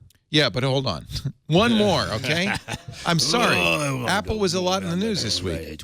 Because there was articles by Walt Mossberg on The Verge and, others about Apple's software being crap. And then I thought it was very interesting because John Gruber had Eddie Q and Craig Federighi, Apple executives, on the show. And kudos to Gruber. I mean, when you get an executive like that, it's hard to challenge him. But he said, what about this Apple software is crap? And the response he got was so tone deaf, it makes me very nervous. Essentially, I think it was Craig who said, people just don't like new stuff. We're trying a lot of stuff, this new Photos, Apple Music, and it's just people who don't like new stuff and not really taking to heart the criticism that they should, that iTunes is crap. I'm sorry, Apple Photos is horrible. It's lost my data several times. This is not great software, and I would at least expect Apple to say, yeah, okay, well, we're going to make it better. Instead, they said, no, there's nothing wrong with it. They're doing great software. Literally, we're doing great software. It's just so different. People have to get used to it. Same thing happened with Final Cut. Same thing happened with iMovie. They just have to get used to it. That's not the issue. And there goes my interview with Eddie Q and Craig Federighi. All right. Now, we'll talk about Twitter. Apple does not care about your feelings. No, they don't. I was gonna pull a Kanye West and George Bush, but I don't want people to jump on me and not understand the joke of the reference. You want me to set it up for you? That kind of takes the sting out of it, doesn't it? Yeah, they get it. But Apple does. I mean, that's the problem. Like a lot of the things they're doing right now, they really don't care. But they're going to start caring when that bottom line starts creeping in. I mean, they just made record profits, but Samsung is selling units. Like they are moving units out of the store. So, at one point, somebody's going to wake up and say, oh, well, you really don't like, well, okay, well, watch this. And then they'll fix stuff. Yeah. But until they get some kind of fear in them, they don't care what 1 or 2,000 million people have to say about their product because it's free. Oh, you don't like iPhoto? It's free. Pay for something better. Yeah. Yeah. And there's some Apple software that I like a lot. I mean, I use Final Cut you use, right? I use Final Cut 10. Yeah. I think the Keynote is the standard. If you're going to do a presentation, if you want to do a presentation in front of a lot of people, there is nothing. But that was written a long time ago and has not been much updated. No, it gets updated. There's a lot of Why iWork. Fix something if it ain't broke? No, not iWork in general, but Keynote gets updated. And then numbers, I think, if you're not doing big numbers, it's so much better than Excel. I feel like those are hits from yesteryear, right? Yeah, but they still work well. But you got to then look at iTunes, which has just gotten worse and worse and worse. I guess why do you have? I do think the new iTunes? iTunes has always been a POS, but I do think that that the new Apple TV interface, I actually like it. The remote is the remote is insane because you hit it by accident. I thought that I'd always want a Bluetooth remote and not have it be RF or not RF but infrared. But the problem with that one is it gets under the cushions and then you sit on it and then you're always rewinding and you can't figure out why when you sit down it rewinds and when you stand up it stops and you don't know why. You're like, it's around here somewhere. The remotes. This is where their design sense is kind of works against them. Yeah. The remotes are so small. Like my kids lose these things all the time. It drives me crazy. And my watch. That's what I do. I end up using my phone instead of the remote. One because I barely touch it and it's like stop. Would be a great. Here's my big suggestion for Apple. And I hope someone at Apple's listening is what they need for that remote. Is they need a little buzzer in there that you can activate with your phone. People would go, that would be like the number one feature is so that I where is my I pull out my iPhone, find my, basically find my phone, but find my remote. Be awesome. That's all I'm saying. Alex, when's the last time you played a game on your Apple TV with that remote? God. Last week. Really? My son and I played this funky game where you fly through the little gears and you get cut up into little things and you go slow and get fat. I was about to yell at you, but now I can't. So enjoy the remote. I don't know. Say just use your phone. But if you actually do use it to play games, you need that remote. So well, I mean, the thing. You can use it. You can use a Bluetooth controller. I just didn't know which controllers, and it never lists. I bought the Blue Steel or whatever. No, does that one work with the Blue Steel? It doesn't list series. Apple TV on it. Like it always says iOS and everything else, and doesn't say Apple TV. Yeah, it's any iOS controller will work. Right. Steel series, Leo. Steel. It's not blue. It's just Steel. Yeah. But no, I have that at home. I'll lend it to you. Come over. I'll play with it. Yeah. Steel Series Nimbus. Yep. I do think the software is pretty decent, though. It's the best software they've done in a while. I think the Apple TV is clean. It's easy to navigate. You can figure out. Hey, at least they have a store. We have now. They're thanks to not us, but the developers out there who love the show. 5 Twit apps on the App Store. Yeah, 5. Yeah, it's awesome. Well, and it's really it's making it much easier for all these. I mean, admittedly, most of them are screwing it up completely, like CVS. But most of these apps, you're now able to start doing, apps for everyone, and it's allowing those industries. I mean, because we don't have cable TV. We just have a really, really fast internet connection. And I disconnected my TV from the internet so that my TV's not allowed to talk to the internet over wireless or wired because my kids would leave the interface up. And I was afraid it was going to burn in. I think it was an expensive TV, and so it won't because the TV when it's left in its interface on at least on a Vizio doesn't go to the screensaver, and it'll burn in, and it does burn in. I don't care what anyone says, it still burns in. And so the nice thing about the Apple TV is you get these nice little flyovers that it immediately cuts to. So I don't want them using anything else. Now I have a Roku and a Chromecast and the Apple TV all hooked into it. Roku has a screensaver as well. Too. Yeah, the Roku does fine, but I just didn't want the TV's the only one that doesn't. But my kids live though, I have to say Siri, as much as I'm not a fan of Siri in general, it is nice to be able, I use this all the time to say, skip back 3 minutes, or my favorite, what did he just say? and then it skips back 15 seconds, turns on closed captioning, shows you the clip again with closed captioning, then turns it off. That is it's pretty nice. Leo, it is nice. Have, I don't like the search though. Sorry, the search. Search is I find shows all the time because. But it's nice to be. Some things is I have nice. a hard time with it. If you bought it, I have a much easier time with Amazon Fire TV. The Apple search is very literal. I try all of them. Yeah, it's very literal. You can't say I want action movies featuring.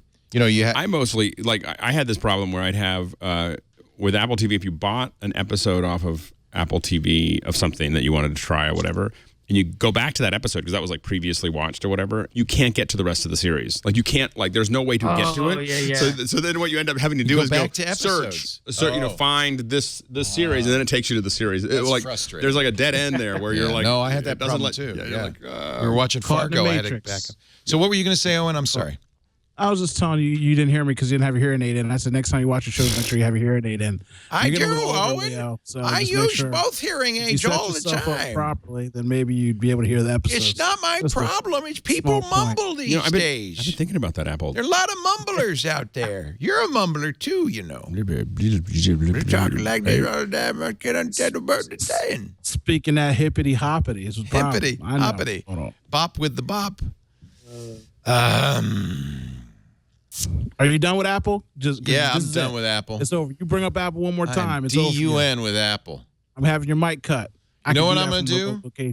I'm going to leave, and you just take over right now. And it's your turn. Is that it? If you had to go to the bathroom, Uncle Leo, you can just go. You run the ship. I'm getting old now, and the catheter's not working like it used to. It happens with the elderly. I understand. Yeah. Let's fix Twitter while Leo's gone because he can't fix it. What are you talking about with Twitter? Twitter's good. I like the Twitter. I like the new Twitter. Don't you like the new Twitter? Twitter's trying to fix everything and algorithmate and automate. Well, now they kind of back down. They didn't say they're doing an algorithm. They're just doing more of that while you were away, here's what happened stuff. I like that. Yeah. Don't you? The question is, what I'd like to know, it does sound like, though, that it's that the more popular ones are going to jump up on the top that make you. I don't understand whether you're going to actually be watching those, if those are actual people you're following, or whether you're going to get tweets that are that are just popular, which is fine. My only question is are they going to tell us which ones are which? Like, is it going to be the first 5 are the most popular, and then it just goes back to a regular feed? I'm really okay with that, as long as it, because I don't mind it trying to figure out that, maybe these are 5, because really, once you start following more than about 100 people, it's kind of mass chaos. You know what I mean? Like, as far as, too many. I follow 2,456 people. I do about 500. That's too many. I'm following 700 people. And so you're going to miss a lot of stuff. So I kind of get that. I really wish someone would let the user play with that algorithm a little bit. Like, say, when a certain number of people that I'm following like something, show it to me. Or, like it'd be great for us to have some tools to kind of play with that. It'd probably give them a lot of feedback too. I'm sure that it would. I also want them to quit messing with my live feed. Like, the live feed I want is the live feed. Like, that's Twitter's killer. That's Twitter's secret sauce, is the live internet. Twitter's the live internet. But I'm saying, if you can have a section that has 5, if they're not messing with it, if they just had, here's 5 things that you missed that are popular, that are right on the top, and then the rest of it's just the live feed. To me, that seems like it'd be fine. Alex, wait, I like it. I just want it as its own tab. I want that, while you're away, as its own tab. I agree. Like, get rid of that dumb moments thing and make the while you're away its own tab. I'll look at that thing all day. I'll probably scroll down and look at all kinds of stuff on there. I just don't want it on my live feed. Everybody here just said how much they dislike iTunes, right? Twitter is starting to look like iTunes to me, and it needs to get back to looking like Twitter to me. Like, so if I want to see the top 5, they don't have a good track record of doing that. Again, moments is nothing but advertisements. It's not moments. Because when I see hashtags blowing up about things going on, it's not what's in my moments. Like something like and then when it comes into moments, it's 2 days late. That's not a moment. That was yesterday. But they're not doing it right. And they still show me stuff from 5 hours ago, like underneath my first 5 or 10. So now you want to put it at the top? I don't care. I want live. I came on there to see what I'm talking about. Donald Trump. I want to get in there and start yelling at people. I want to see what everybody's talking about. I don't want to scroll down to the bottom, get back to the midsection, click the moment, and go through the tunnel to get to where I'm supposed to get to. It's too much. Yes. But it is true, though, isn't it? And there's nothing like this, that watching the NBA dunking derby or the Republican debate last night, on having Twitter by your side makes that so much more fun, don't you think? It makes it real. You can't yell at people on Facebook. I know, and I love Doctor. I will follow. I follow you because I love to see what you're going to say. I get tweets when I don't tweet about what's going on that's important. People are like, you're not watching the debate. Why aren't you yelling at people?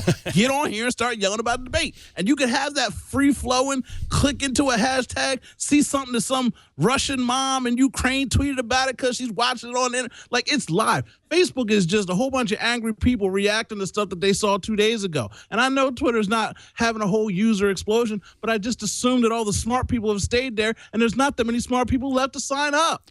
Well, and I think that you can also have all these. The great thing about Twitter and with the GOP debates, for instance, yesterday is we got into a conversation. I wasn't interested in the debate itself, but I was really interested in the fact that the mics were huge. I don't know if you saw how big the mics were, like the size of small acorns. Size matters. Yeah, they're in this case they do. They're sure. I'm pretty sure they're sure WL 185s, and they're really big. What? The Democratic debate, they kept peeking out. Well, those little mics was like pop, pop, it kept popping. The mics were so hard. Well, you can see what they anyway. So there's a whole bunch of conversations about the mics, and but you can't have that because I don't want to talk about the politics of it on Twitter, especially. I'm just more interested in the technical aspects. So there was comments about the background, comments about the cameras, but that's the thing is you can do that live. So I mean, the live feed there's something immediate and I think transient. I mean, like the fact that I think that there is a power to Twitter that it is the live feed and then it will go away quickly.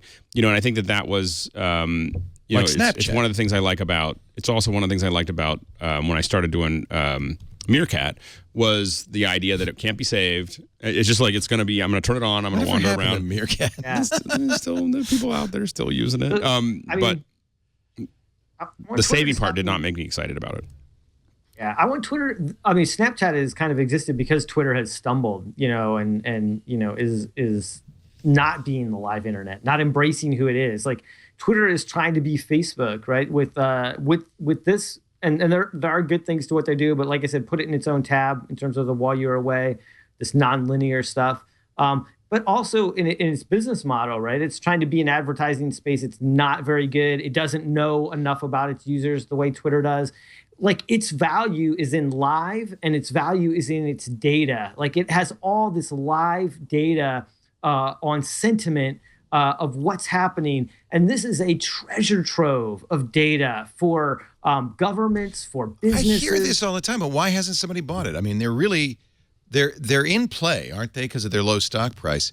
And 2 weeks ago we were talking about this, and Calacanis said, in fact, we even heard Mark Andreessen and Silver Lake were looking at it. You've got to think Google has looked at it and turned it down by now.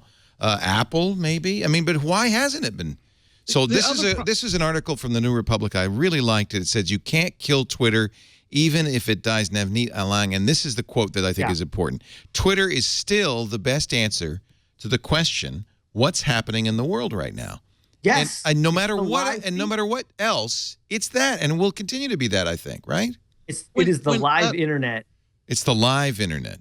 Last night during the debate, not about politics, but the favorite moment of my life was when Jeb comes on. He's like, Donald Trump has insulted my family. My dad was the greatest, blah, blah, blah. My mother, I was born 63 years ago, and she is the strongest, most powerful woman and then Donald Trump's like, yeah, your mom should be running. And I went to Twitter and it was like, yo, he just said your mom should be. And like thousands of people just like laughing at the same thing. You're in one moment like, yo, he just called out for your mom over you. Like, it's just amazing. You can't have that on anywhere else. Not even Snapchat. You can't go, Snapchat, your mom. No. Twitter feels like a conversation. Like thousands of people in that moment right with you, and you feel so good. Like, it's just amazing. Even though, I guess technically Snapchat's similar, Twitter feels like a conversation. It feels much more intimate and real and happening right now than any other platform out there. And it's not going to go away. Because they can't sell Twitter for the same reason earlier when you guys were talking, and I was really quiet because all three of you were on the we are the world, we are the children, and technology saving the earth. I was real quiet. I didn't say one word. And that's the thing that goes on with the bubble. You guys are so happy, but we also downplay and downtrodden everything. Who wants to buy something when every dude with a laptop is writing, well, Twitter's going to die next week, and I don't understand. And then the speculation comes from Wall Street because they don't know nothing about the internet, and they devalue a company, and all these games get played because in that world, it's either technology is going to save us all or technology is going to destroy us all. And I live on the latter side. Both are true. No, both are true. Both are true. I mean, it's just rough. You can have both. I think both are true. That's why I let you guys have your moment. I did not take you down. I let all of you enjoy. All three of you spoke. Oh, come on. Owen Bubble Burster Stone. That's your new name. Owen B.B. Stone.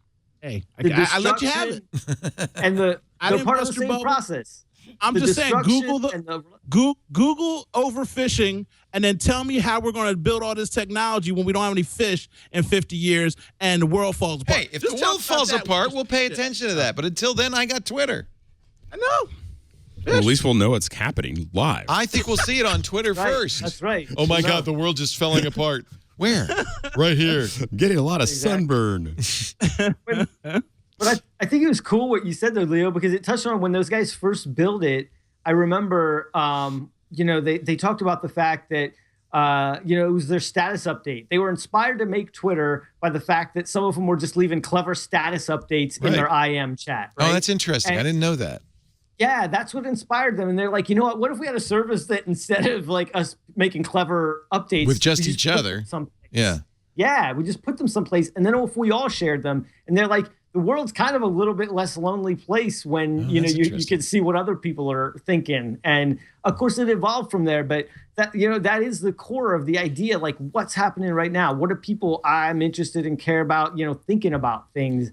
And that live internet is still the core of what it is. And I think that if they stick to that, if they get back to the fact that they are the live internet and they have this data set that nobody else in the world has, and they can monetize the crap out of that, they can sell it, build tools that help people. They've never figured out how to do that. And frankly, I hope they don't, because what I just want because it should be anarchic. It should be anarchic.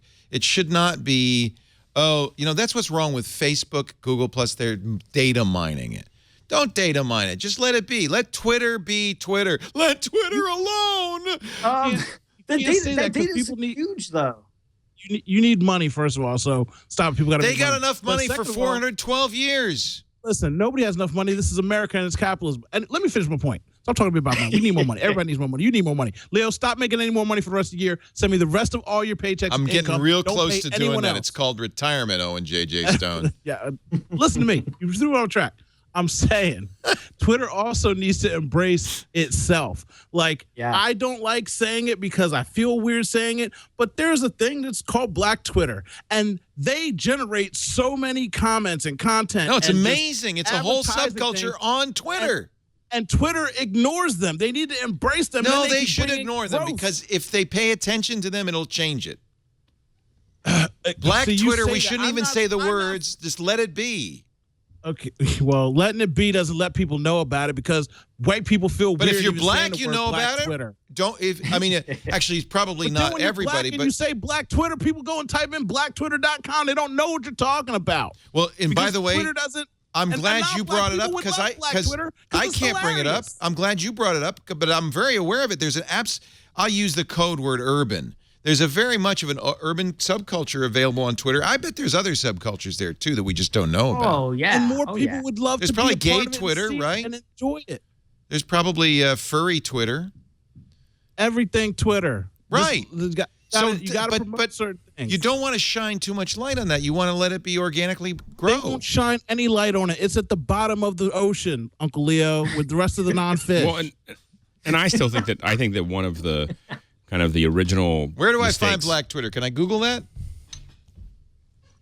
It's a hashtag, I'm sorry, right? Go ahead. No, I was going to say that I think one of the original mistakes that they made that I think is part of their problem is that they really catered to stars right at the very beginning. Yeah, it was stupid. And so what happened was that people who had organically built as soon as they had people who had organically built their. I mean, you were in the top 5, number 1. I was number one for a 5 one minutes. for I was in the long top time. 100 for like a week. Yeah. But the thing is the people had Somebody asked me the other day, so Twitter shared some money with you right after they made. No. Said you put Twitter on the map? No. And so the thing is, you had a lot of people that had organically built up all of that following, had done all of that stuff, and then they just started promoting all these stars. And I get the thought process, but it definitely stratified it in a way that I don't think that they'll ever fully recover from.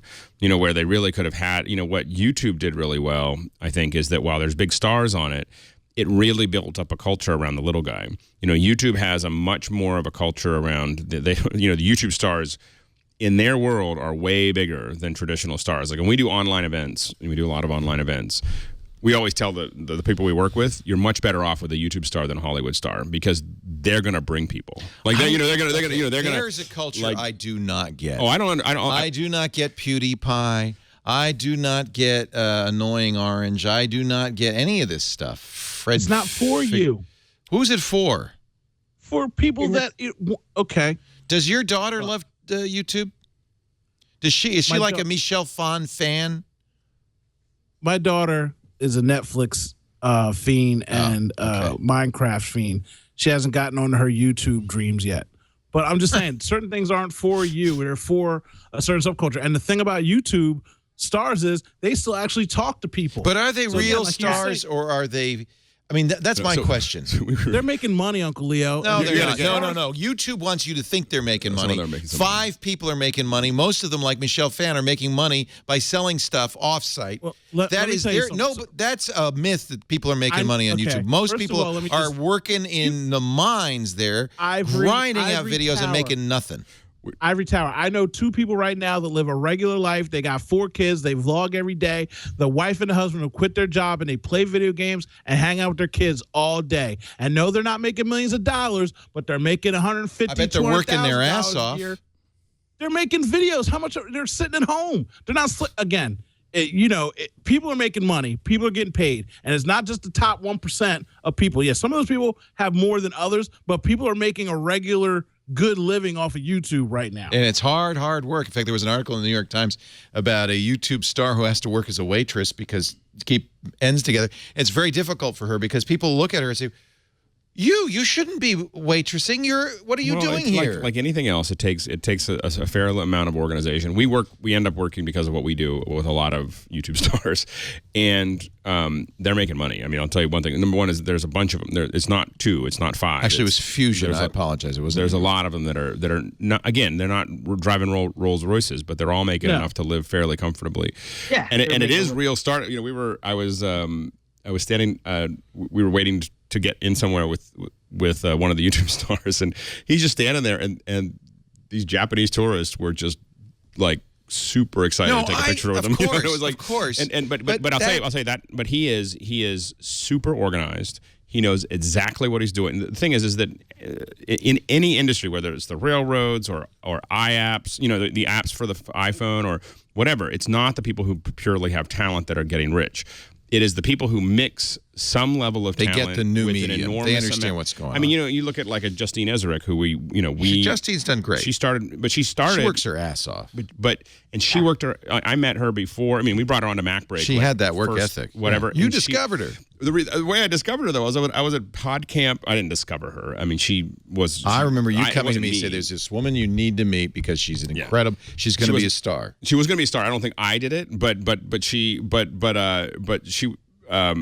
When she, I remember we were at PodCamp Pittsburgh, and she showed me this magazine. I said, "So what did you do on the magazine?" And she goes, "I did the magazine." All of it. She's a hard-working person. She's super talented. But the point is that and she's done she's done fairly well. People always bring up these handful of great successes, and they exist. But read this. This is from Fusion. Get Rich or Die vlogging the sad economics of internet fame. It was all so painfully awkward. That night, Brittany Ashley, a lesbian stoner in red lipstick, was at Evely, a popular farm-to-table spot in West Hollywood. The restaurant was hosting BuzzFeed's Golden Globes party. For the past 2 years, Ashley had been one of the most visible actresses on the company's 4 YouTube channels. With altogether 17 million subscribers, she does body videos with titles like How to Win the Breakup, which rack up millions of views. The awkward part, Ashley wasn't there to celebrate with BuzzFeed. She was there to serve them, not realizing that her handful of weekly waitressing shifts at Evely paid most of her bills. A co-worker from the video production site asked Ashley if her serving tray was a bit. It was not. And I think that this is much more we always point to, and I think it's unfair to a lot of kids who watch. We point to the handful of YouTubers who work really hard and make some of them make a lot of money. PewDiePie makes reportedly makes $7 million a year. Most of them maybe make 6 figures, but they're working 90-hour weeks a lot. Are your friends working hard work? I mean, they are if they're going to sustain it. They're hanging out with their kids and they're playing video games. It's not easy. Nothing's easy. Again, that's entrepreneurial spirit. I just want you to get out of that ivory tower and stop being down on somebody making YouTube videos, because the same thing is podcasting. I'm not down on it. I just don't think you're going to become rich and famous doing it. Listen to me. Listen to me. Context. Regular context. There are actors and actresses. There are B-list actors and actresses. There are porn stars. There's a different level for every group that you want to be in and tier. Ask OMG Chad how well he's doing with his YouTube and his Minecraft and his 500,000 views per whatever and his Patrons and his Twitch and everything he's working for. But he's working on his own now and all that kind of stuff. People are making money. No, not everybody's making top-tier money. And people that have top-tier money also might not know how to manage their finances like other people. And that might be part of the story also. Because some people become a big, huge actor and or actress and end up on the street, Uncle Leo. I'm just saying, there's different tiers and levels. Stop being so extreme. No, I think you're wrong. You're falling for the... And by the way, this is in Google's interest that people believe this, because they get you to work for free and create a ton of content, which they make a lot of money on. You know who's making money on YouTube? Google's making money on YouTube, not a small handful of people. Well, and I think you're falling for Google's propaganda. But I guess I'm falling for people that I actually know. I'm not talking. I don't talk to anybody at Google. I can't even get them to release my old YouTube account with all my subscribers on it. So I'm not falling for nothing Google telling me. I'm falling for people that I know that make videos and the life that they're living. If you want to believe the fairy tale, go ahead. It's a fairy tale. And you talked to me a couple of years about how those people are doing. Yeah, and I don't know. Seriously, I know a lot of YouTube stars. Believe me, I know as many as you do. It is not the golden rain pot at the end of the rainbow. I'm saying, okay, so what's the average minimum wage right now? Well, I agree. What's minimum wage? If you're working for minimum wage and you have the skills to become a YouTube star, you could do better. I'm trying to get you in perspective. So if a person is making $50,000 to $100,000 a year, and maybe they were making $30-something thousand a year at their other job, they're making a lot of money to them. I'm not saying that everybody's getting rich. You keep using words like rich, golden. No, a living's fine. A living's fine. But I'm not. But I think you have to work twice. They're being creative. You're talking about selling the golden dream. I'm not selling the golden dream. I'm selling the reality. Some people are good at what they do. Some people are not. It's like telling a bunch of high school kids you could be an NBA star. Well, but everybody can be Twit. Everybody, but everybody I think no, they can't. I think when we look at any of these industries, whether it's someone who goes into baseball or football or wants to become an actor or wants to become start a band or wants to write an app for the iPhone, 99.9999% of them are going to fail. So let me like with all of this stuff, it's going to be and a handful of them are going to end up in the majors, and that is the I think that's the reality with almost any of these talent based. It's a mistake to think that the majors are mainstream. I don't think that that's necessarily true. I don't think the majors are mainstream. I think that these are unique people. That idea right that you're not a star because you're on YouTube, but if you could cross over like Fred Figglesworth to Nickelodeon, now you're a star, and I think that's also not true. But I think that's an old way. I guess most of the YouTubers that we talk to don't care about crossing over. Good. That's a big change because that used to be the goal. Oh, no, it used to be. Look at PewDiePie. He's now on the YouTube Red channel, Scare PewDiePie, where they have, big sets. They're spending lots of money to make videos of him getting scared. And you know what? I don't think his audience is all that into it. I mean, it'll be very interesting to see what happens. They're now making feature-length films with groups like Laser Team that most people have not heard of, but they're big YouTube stars. Well, we will see. We will see. I mean, YouTube has a history of failure. I mean, remember they spent more than $100 million on big channels. I'm just saying it's all relative. Some people do better than others. Some people do okay. And if you're playing at a lounge bar every week and you still get to have your band that you started, and of course you could be digging ditches too. There are crap jobs out there. I think the coolest thing on YouTube is actually the how-to stuff, right? Like, because there's where you can take, that's what some of the best content. Huge value. Huge value. We have a family. We have a family member who's a truck repair guy. He goes around in a giant pickup truck, giant Ford F-350, loaded with parts, drives up to tractor trailers that are broken down and fixes them on the road because you can't haul them back. Right. Yeah. He says he watches YouTube videos all the time to learn. He's already doing really well. He knows his stuff, but he watches YouTube videos. How do I fix that? Well, we got an argument about amazing. We got an argument in the office about the proper technique for. This is a little geeky, but the proper technique for soldering XLR cables.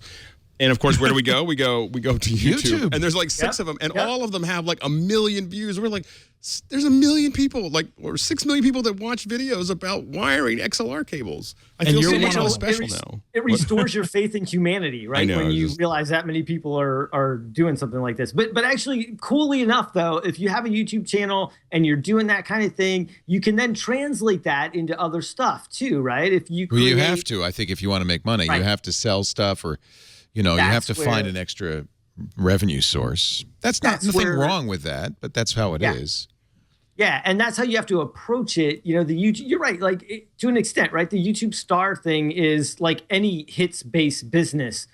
You need hits to keep coming in order to keep it going. It's true. But it's true. Many businesses, I have to, I don't make money on Twit, but it supports my my true money maker, which is shipping in White Castle burgers via truck, because there's a huge market. And then I go and we sell them off the back of the truck, and that's where the money. Have I mentioned that business, by the way? I love those White Castle burgers. Plug that more. Anyway, good conversation. You have White Castles out there? No. I wish we did. You do, right? Yeah, we do. Man, I love those. I went to one like 2 months ago. I love them sliders. I've been there forever. They slide right through you. You need to ship us some, Owen. I'll send them overnight. I'll send you a whole truck full. I got $9 in my pocket. Yeah, $9 buy you 300 burgers. It's such a deal. Like it's like the burger Taco Bell. You go in there with like $6. You feed 14 families. Oh, it's 8th dinner, 15th breakfast.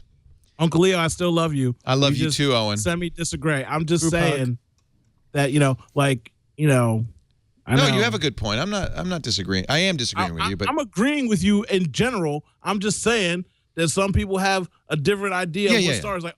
Case in point, look at me, right? My friend, anytime somebody asks what I do, I'll never understand how you make a living. He went out with me to California once because I was hosting a conference. And we were walking down the street, and people were just like, "Oh, doctor." He's like, "People know who you are?" Yeah. I'm like, "Yeah."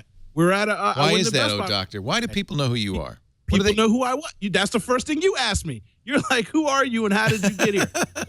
I'm saying, like, to certain people, I'm a star, and I'm like, nobody knows me. My friend's like, "How do all these people know you?" I'm like, I'm not special, and I don't think I'm special, but people know me, and you wouldn't think so looking at my numbers on the internet. But I'm known well enough in certain circles. You look famous. I worry about almost a whole generation of kids. I mean, I talk to so many 12-year-olds who say, I'm doing my Minecraft channel. I worry about a whole generation of kids who, it's the same thing in the inner city schools who they think they're all going to be NBA stars. Isn't that everybody? That's exactly what you just said. Everybody's got a dream, Uncle Leo, and sometimes you wake up from that dream and you go flip these burgers. Good to have a dream. I agree. Good to have a dream. But don't let Google see, because Google makes money on this dream. That's my fear. The music industry makes money on the dream. Oh yeah, well there's another winner that you want to compare. So what I'm saying, the thing is you like all of these, Apple's making lots of money on the dream that my iApp is going to sell. Yeah, there's another one. They're all making. The bottom line is they provide an opportunity and some. You know who gets rich? You know who gets rich? The rich get richer. And that's why I'm voting for Bernie Sanders. And you know how the rich get richer?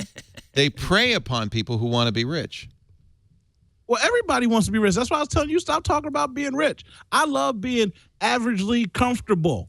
People say to me, I've been offered jobs in major cities, and I'm like, I got friends living out in San Francisco that make $250,000 a year, and every once in a while they ask me for $500 or $1,000 because they can't afford their rent for some reason. Yeah. You know why? Because the cost of living is so high. Yeah. I live in the back cave with my McMansion because it ain't nothing but a thing for me. I got 3,000 square foot house. I'm paying $1,400 a month for mortgage. Like, it's nothing. Like, so it's all about what you want. It's all about what you want. So you did mention, I don't know how we got in this conversation, that Google got a interpretation from the National Traffic Safety Administration about the self-driving cars and that's where we started, huh? Yeah, who's driving that car? We're going to talk about that in a second. Hey, before we do that, I know who's driving this car. Effing done. Jason Cleanthus. You know what, Jason? Let's show a promo. Previously on Twit. It's the ultimate virtual reality gaming machine. Will there be a CD-ROM on the Ultimate? I don't know. Twit Live Specials. We're here in San Francisco at TechCrunch, 9th Annual Crunchy Awards. It's the creme de la creme of the industry. The trick is less about creating a need. There is a desire, but helping schools, helping teachers figure out how to do that, how to offer it in the classrooms. Know-how. We've got steampunk goggles. What we're going to be doing over the next 2 weeks is I'm going to be showing you how to put together a completely functional set of these, but we want you to take our design and then run with it, because no one wants to be walking around in the same set of goggles that everyone else has. Tech News Today.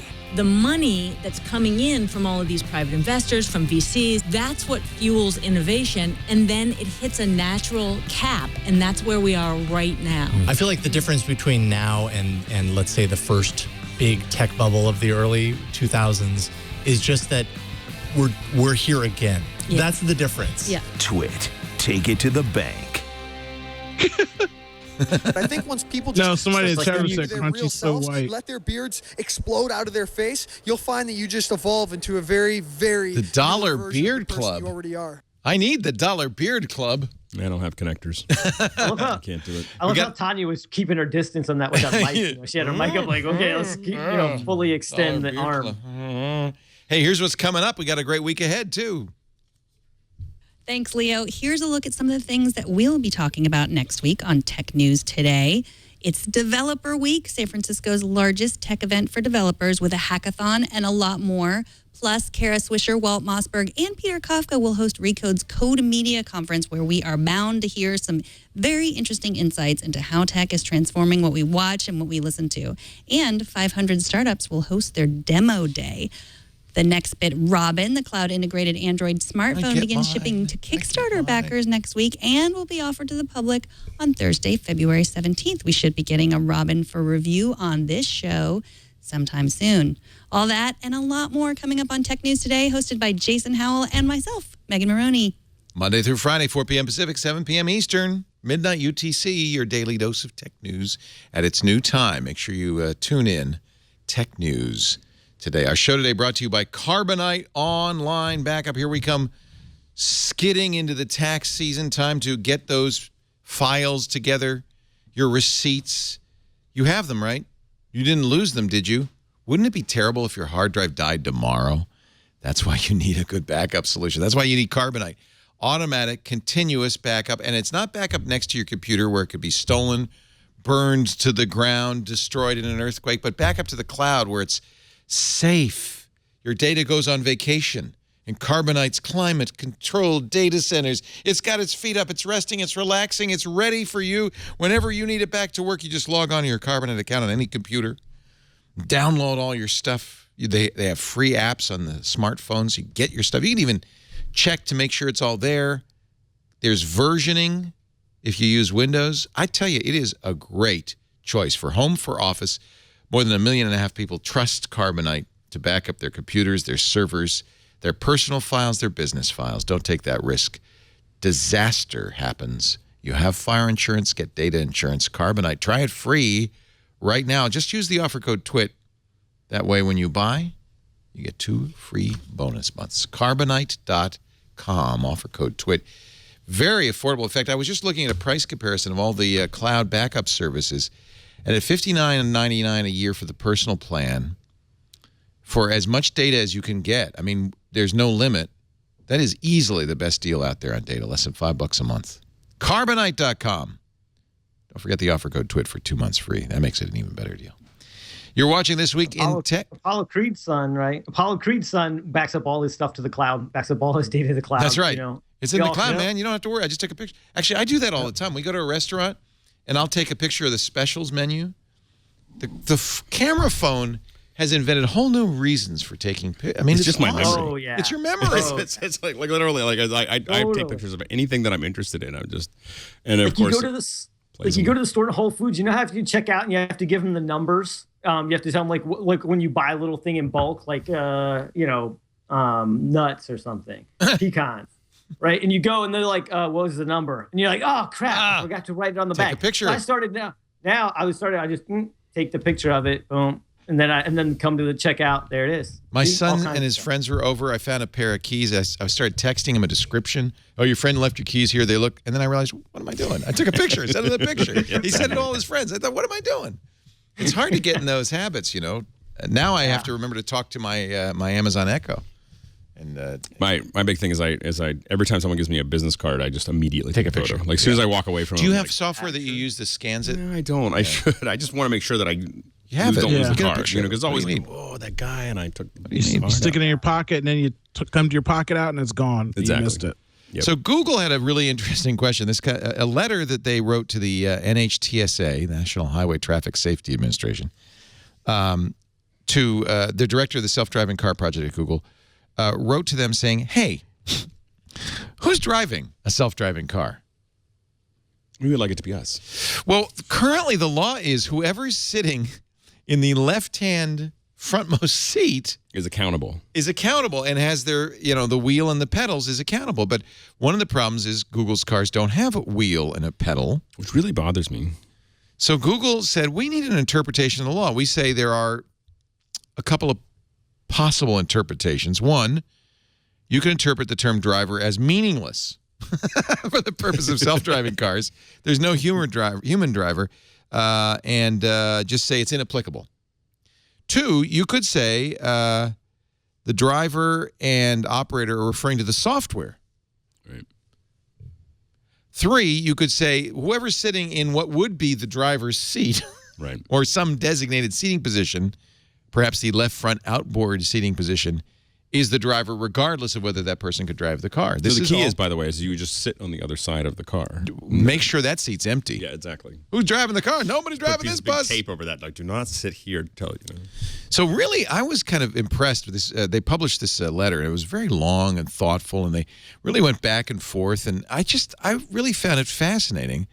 But ultimately, they decided that for purposes of the law, for purposes of liability, for future regulation, we're going to consider the software to be the driver. NHTSA interprets the software driving system, STS, to be the driver or operator of the vehicle. And they go through all the paragraphs of the vehicle statutes saying, we agree that the STS is the driver. So now you know. This is all the end of, for all the, this is the end of people driving. I hope so. I mean, because it turns out we're bad drivers. It is like, but yeah. I was really thinking about it, how much I dislike driving and how much I'd like to have this. But I was like, but really, like our generation is the last. Like we're gonna remember, like my kids might drive. My kids that are 6 and 8. But they might be the last generation to learn how to drive a car. They may. I think that by 2040, possibly earlier, it will not only be unlikely for a human driver to be driving, but illegal. So, wow, illegal. This is my big prediction. I'll have to come back to Twit in 2040 and see how I do. All right, I'll be here. But it'll either be illegal for a human to drive on a public road, or it will be in discussion about making it illegal because the cars once the cars are completely autonomous. 84 years old, but I will be here to talk to you about it. I told you. I told you that it was going to be this way. Because you know what? Because it's good that cars. We're going to have genetic modification. I'm going to be younger in 25 years. The issue is that you might not be able to drive. You might not be able to drive if you're old. Like I can see them saying, okay, if you're 65, 70 years old, you cannot drive anymore. But the actual joy of driving, which I love doing, you can't take that away from people. People aren't going to let you take it away from them. Why? We have sports cars, we have racing, we have all these things. People aren't just going to stop driving. Just because you guys don't like driving because you live in major cities and it sucks, people love driving. That's exactly what footmen and buggy drivers used to say. People love horses. But people still ride horses for fun, right? Yeah, for fun. Driving will happen for fun. The problem is that they're going to get to a point where they realize that 99% of the accidents, that's going to get by 2040, 99% of accidents are created by human drivers. It's slowing down the entire progress of it because I would at this point say almost. I would say 100% of accidents are caused by human. I know, but at this point, I don't think there's a lot of robots. I think you're going to get to a point where there's. The number what will start the conversation is when half the cars on the road are autonomous and the other half are human, and they're going to go. Are causing all the accidents. The humans are running into the cars. They're causing the accidents. They're doing all the stuff, and they're going to go. Somebody hacks into your car and drives off a cliff, or something glitches. Somebody deletes a code, and the first letter of the street sign comes off. Okay, these things happen, but I'm just saying. Look, we need to drive. Just stop talking about it because it's making me upset. I already got my comfort Adam from when you messed up. I see you're hugging your husky. People want to drive. Driving is important, and I'm not giving up on what Uber's going to do to all these people that they think they're making this money in 5 years, and they buy all these cars from Tesla. All right, how many people do you think will be killed by hacked automobiles in the year 2020? If it's just one, Leo, it's one too How many. many people do you think were killed last year in auto accidents? 30,000. 30,000. In the U.S.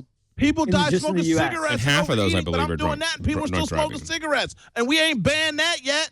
Yeah, well, that's another story for another day. We really ought to ban that. Well, we have actually banned it from most places, public, right. Places, because of how it affects everyone else. And I think that's the issue is that the reality is what's killing the car is the smartphone, because no one because I don't, I would much rather have, like, when I go to, I don't rent very often now because I just Uber around when I get to a location that I'm working in. And the reason is because I want to go back to work. I want to go do whatever, even if it's not work, I just want to go back to Facebook or Google or CNN or whatever. I don't want to drive in, some other country anymore, or some other city, and so I find it annoying that I have to do it now. And I think that my kids, who are my older kids, who are 21 and 19, they don't have any. I mean, I'm trying to persuade them to get a license. Like, they don't have any interest in, like, they do their thing, and they're not interested in driving at all.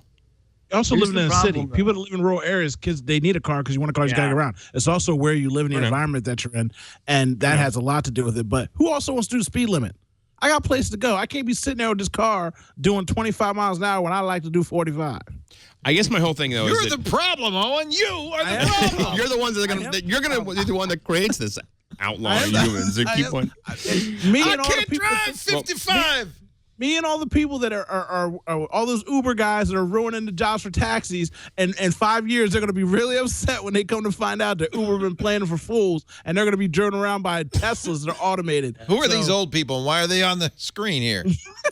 They're getting driven around in Google cars. Oh, this is driving around in Google cars. There's a big challenge, though, on our way to self-driving vehicles, and that's that the software, and a lot of this is being worked out right now, right? The software is having to make decisions based on algorithms, is how, it's likely being thought of, about when I am a car and I come up to a dog that's in the road and I've got two people in the back, right? If I stop and it's going to give everybody whiplash, or I hit the animal, what do I do, right? Or if it means swerving, if it means swerving and hitting a tree, but I protect, there's this whole ethical thing. I understand, but we can solve all that. And you know what? It will still be better than 30,000. It will still be better than 30,000 people dying from stupid. But I don't think it's going to be this big thing. I think it's going to be literally a generation of kids that grew up on their iPhones. They won't care. They'll want to Snapchat more. It's just more chance to in their cars. And this is the reason Google's working on this cars, because all the time you spend in your car is taking you away from Google. Like that is why you have a self-driving car, is because then you can keep on searching. I think that the next thing is going to be self-smoking cigarettes, because many, many more people die from smoking every year. And if we could just get the cigarettes to smoke themselves. Just sit it over in the corner and let it smoke. Let it smoke itself. It would save many lives. Yes. We shouldn't underestimate the steps it's going to take between here and I agree. there. And I agree. It's going to be demonized. There are going to be a lot of people that are going to demonize technology when self-driving cars become a thing, and the software makes that one choice that costs somebody a life, and and it doesn't. that is going to be a huge deal, and the media is going to be all over it, and they're going to be protests, and there's going to be people demonizing technology, and it's going to be a difficult road between here and there. And there's a lot of benefits to it, but it's going to be. Here's a cool thing. Here's a good thing. Cheer up. Amazon has just released. They licensed a game engine that's the one that used to build Crysis. And they have now made it available free to anybody who wants to write a video game on a new platform, Lumberyard. It's a free 3D game engine. And GameLift, which is a service for building backends for multiplayer games. And, of course, Amazon owns Twitch, so you automatically get Twitch built in. It is really interesting. I don't know how many people have the skills to write their own, video games, but the fact that you can get CryEngine without licensing it for commercial use Amazon as a back end, is unbelievable. How many new whippersnappers to the game who couldn't afford to license or pay for the other engines are finally going to get their foot in and get a stronghold because of this thing called Twitch. And Uncle Leo, let me tell you, a couple people making a few dollars off of Twitch. Twitch is great, but they make money playing games. They're not getting, if those people would millions of dollars. Yeah, no, I understand. Twitch, Uncle Leo. No, Twitch is good. You know how you make money on Twitch, though? You find benefactors in chat who just give you money because they're lonely rich people. That's the way to make money on Twitch. I know you're not lonely, Uncle Leo, but I was just, if I could get a loan, if you sent me the check and it was blank, just know that I wouldn't take advantage of it. I know you wouldn't, and that's why that check is in the mail, Owen JJ Stone. I appreciate you. Funny thing, though, about this Lumberyard, they also released new terms of service. And just so you know, and this is always the case in terms of service, you can't run a nuclear plant with the software, But it says your use of Lumberyard materials must comply with Amazon Web Services acceptable use policy. The Lumberyard materials are not intended for use with life-critical or safety-critical systems, use in a operation of medical equipment, transportation, autonomous vehicles, air traffic control, that kind of thing. However, this restriction will not apply in the event of the occurrence certified by the United States Centers for Disease Control or successor body of a widespread viral infection transmitted via bites or contacts with bodily fluid that causes human corpses to reanimate and seek to consume living human flesh, blood, brain, or nerve tissue, and is likely to result in the fall of organized civilization. So there's the good news. Can we give a slow clap to Amazon for a few things? 1, for realizing the market. 2, for helping out young upstarts. 3, for the fact that not only is it free, but they're giving great power to it and elevating their brand to people that will later on use and pay for their service if they start making an income off of it. Like, so many times big companies miss the boat, and Amazon has an aircraft carrier right now, and they're like, look, everybody come aboard unless you're a zombie, and we about to take off in outer space. And that is amazing. I just think that finally there's a tool against the zombie apocalypse that we can all count on. And all get behind that. All get behind that. Doesn't your Tesla have the antibacterial mode? It does. It has bioweapon defense mode. There you go. There we go. I think I had to pay extra for that, and I don't know why I did, but I did. Elon is so brilliant. I am just like, and everybody who buys a Tesla essentially is just talk about suckers on YouTube. I am just a sucker for anything Elon wants to put in there. I will buy. You want doors that go like this? I'll buy it. It's an insane mode, ludicrous mode, whatever. Bioweapon defense mode. It has a filter that will literally filter out bioweapon gases, and there's a button on the console that you press. Don't press it too often. You don't want to use it up. No, on unimportant things like general pollution and smog. You want to use it up when you need it. So I should check and make sure I bought that. The one reason I don't like Elon is because he's that one guy right now on Earth that is just like a better guy than most guys. He's Tony Stark. Like when you say, "Nah, you Tony Stark," he's just a dude that literally says, I want to do that, and everybody says you can't do that, and then he does it, whether he almost fails to do it or whatever. He's like, I want to do that, and then he does it. I think to myself, I want to go to the gym, and I don't go to the gym, but this dude wants to start. I can't even get to the gym. This guy's going to Mars. And I'm like, I feel like such lesser of a man dealing with this dude in existence. It makes me angry.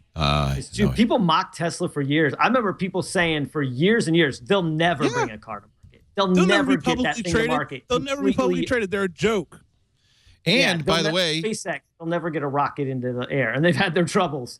But and Tesla lost a lot of money this quarter, and the stock still went woof. because they said we're getting close. We're going to start taking orders on the affordable that's $35,000 Model 3 in March. And the rattling that you hear is everyone in Detroit shaking. Yeah. It was cute when it was $85,000 a year, $110,000 a year. Not cute when it's $25,000 a year. CES, everything that was at CES and the cars and the car companies were talking a big game at CES, but everything that they were talking about at CES was them running from Tesla and Google, right? They are scared. They are deeply, deeply scared about what Tesla and Google, because those cars are increasingly, they are shells for a lot of data and computing and machine learning and all of these kinds of things. And they're, electric, right? And so all of them were trying to talk that game about electric vehicles and about, autonomous vehicles. But in many ways, all of them are trying to catch up with what Tesla and Google are doing. They're very and rumored to be Apple, right, as well. I mean, more than rumored. The Guardian found some documents that shows Apple's working on it, so it is more. Well, in fact, strong rumor that Apple is going to continue to try. They've been trying to buy Tesla, and the problem is Elon has plans. He doesn't want to sell it, but at some point, I think he might. Huh? Nah, if you were Elon, I wouldn't. That company could be bigger than Apple. I mean, if they play their cards right? They're ahead in the market. And Apple doesn't succeed. They're addressing. Yeah, right.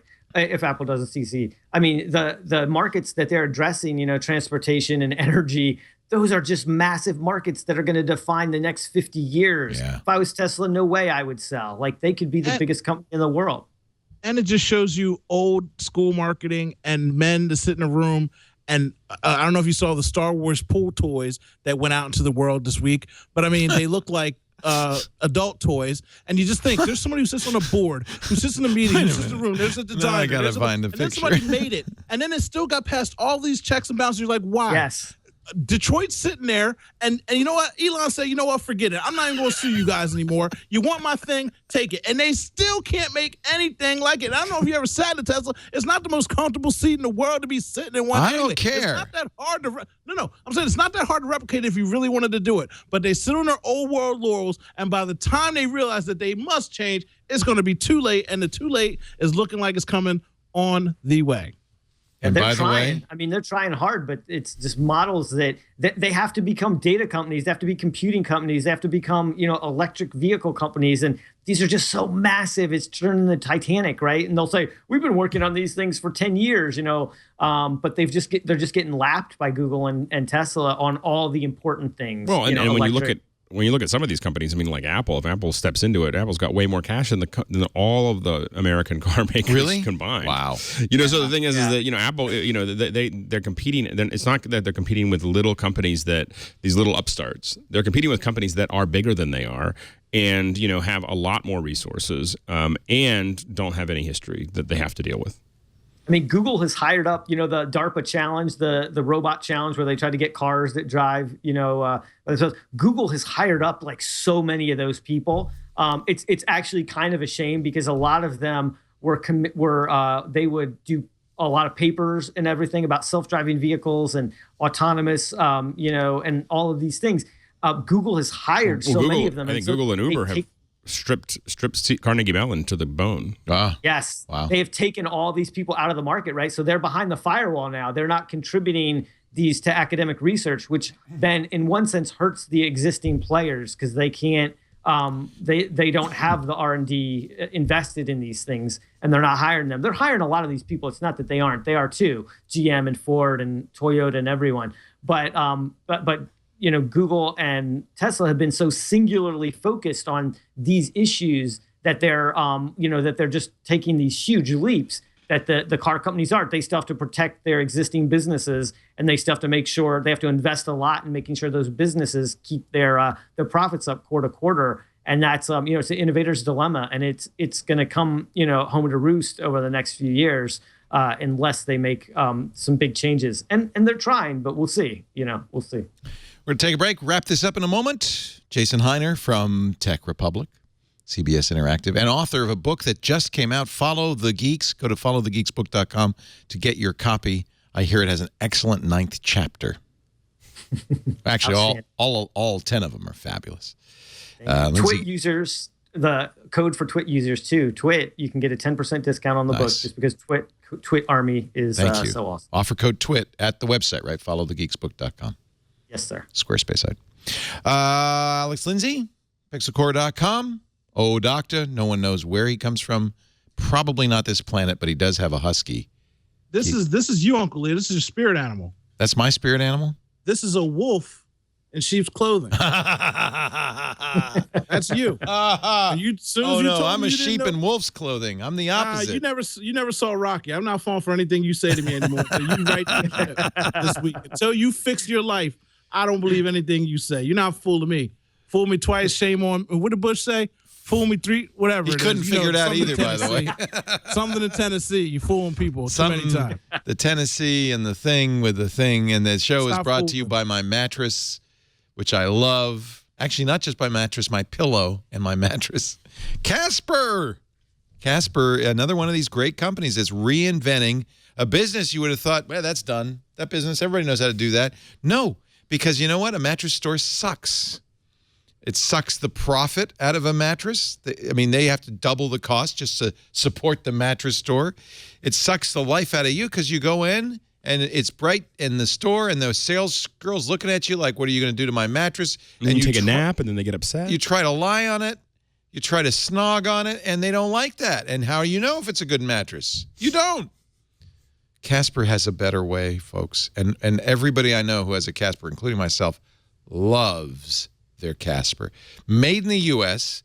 with state-of-the-art, obsessively engineered technology to give you a breathable, comfortable mattress that simultaneously gives and supports you. It's what you want. It's what you want in a spouse and a mattress. Somebody who will give and support. It has just the right sink and bounce, and actually showed the video of me sinking and bouncing at the same time. There's our Casper queen size in a box that size. It's amazing. You open it up, and as somebody pointed out, it doesn't smell like latex or anything. It's fresh. It's delicious. You open it up. That's a Tyvek sleeve. They give you a little cutter in there. They give you a little book. It's so cute. They really package it up. And look, the thing, it turns into a queen-size bed. Now, you say, but wait a minute, Leo. How do I know if it has the perfect... Well, you could watch this video. That's Sink and Bounce. Or you could order a Casper. They're very affordable because they don't have to pay that store overhead. And we're going to give you $50 off when you use our offer code TWIT. And you have 100 nights to enjoy that mattress. And if at any time in the first 100 nights you say, that's not for me, they'll come and get it and refund you every penny. You don't have to worry about returns because they know, hey, there's no way you're going to buy this mattress unless they make it easy to return it if you don't like it. You will like it. You will love it. And by the way, get a couple of pillows. Dual-layer pillows. They're the most comfortable. I thought I was a feather pillow guy. I have cast aside my feather pillows. Ooh. Yeah, I know. You would never have heard me say that before. These are the bestest pillows. I don't know what it is. Maybe I don't know. I just love it. And very affordable. $500 for a twin. Get the biggest they've got, $950 for the king size. Compare that to any other mattress in the mattress store, you'll see you're getting a great deal and a great mattress. Go to Casper, CASPER.com/twit. And as I said, use the promo code TWIT, $50 off. Terms and conditions apply. You can find those at Casper.com/terms, logically enough. $50 off with the promo code TWIT at Casper, CASPER.com. A week from today, Samsung is going to unpack the S7. And we're going to cover that live. It's right before the radio show, 10 a.m. Pacific. We will bring you live coverage of Samsung's event in Barcelona for the Mobile World Congress. We've got a team there covering this. They're flying out soon. Who went? Who's at Mobile World? I know Carson's producing it. Is Father Robert hosting it? Do you know, Jason? I missed the flight. I think Father Robert is going. And Owen, you're going, right? I missed the flight. Man. I had to be here for you today. So, next time. These things happen. Next time. These things happen. So we will give you, and then at the same day, the 21st, LG is going to announce the G5, the successor to what I think was arguably one of the great phones of 2015, the G4. We also, as Megan mentioned, we're going to get that new Robin phone. This is all of a sudden we just got used to the phones, and now we're going to get all new. I think it's Apple's going to have more. All new phones. Small. The 5Z. The 5Z. Actually, with 5SE. Are they calling it the 5S?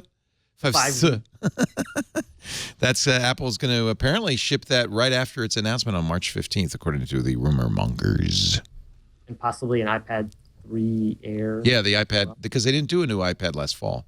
They did the mini, but they didn't do a full Air. So, new iPad Air 3. I'm really looking, and we've talked about this on Mac Break Weekly, to see a pencil. I think a pencil. I mean, for the new iPad Air. I'm not interested in any iPad that doesn't have one now that I have. Yeah. I think my iPad Pro is too big for most of what I want to do. What I really want is a mini with a pencil. I mean, It's funny how that works when, other people have been having styluses for a long time. I know. Apple finally. It's so amazing when Apple releases something, everybody's, oh my God. I'm like, dude, it's, anyway, whatever. It is a really nice pencil, though. Apple. Oh, it really is. It's excellent. They do everything better. I get it. Last thing that's not app related before we go, I just want to ask your opinion. SoundCloud ain't got no money, and it makes me sad. Wow, isn't that sad? $70 million they've lost over the last 2 years. Analysts say, and I don't hear anybody arguing against it, that they will run out of money if they don't get somebody to put more money into SoundCloud. They're actually just going to go belly up, and that is tragic. It hurts my heart almost as bad as you not watching Rocky. It's sad. Well, I'm going to watch Rocky, but I don't know if anything can save SoundCloud. Apple buy them. Somebody else. So I know Google should buy them. Google's into acquisition charity. This is a perfect case. Right? For those of us who don't, actually, I use SoundCloud, but for those people who don't use SoundCloud, what is SoundCloud, Owen? SoundCloud is the way that I listen to a lot of my podcasts and content, and I find a lot of new artists for music that aren't in the iTunes store and stuff like that. I find a lot of bands, alternative rock bands, like small groups. I find a lot of comedians on SoundCloud. I've enjoyed SoundCloud for a long time. The app works great. It's just an awesome platform.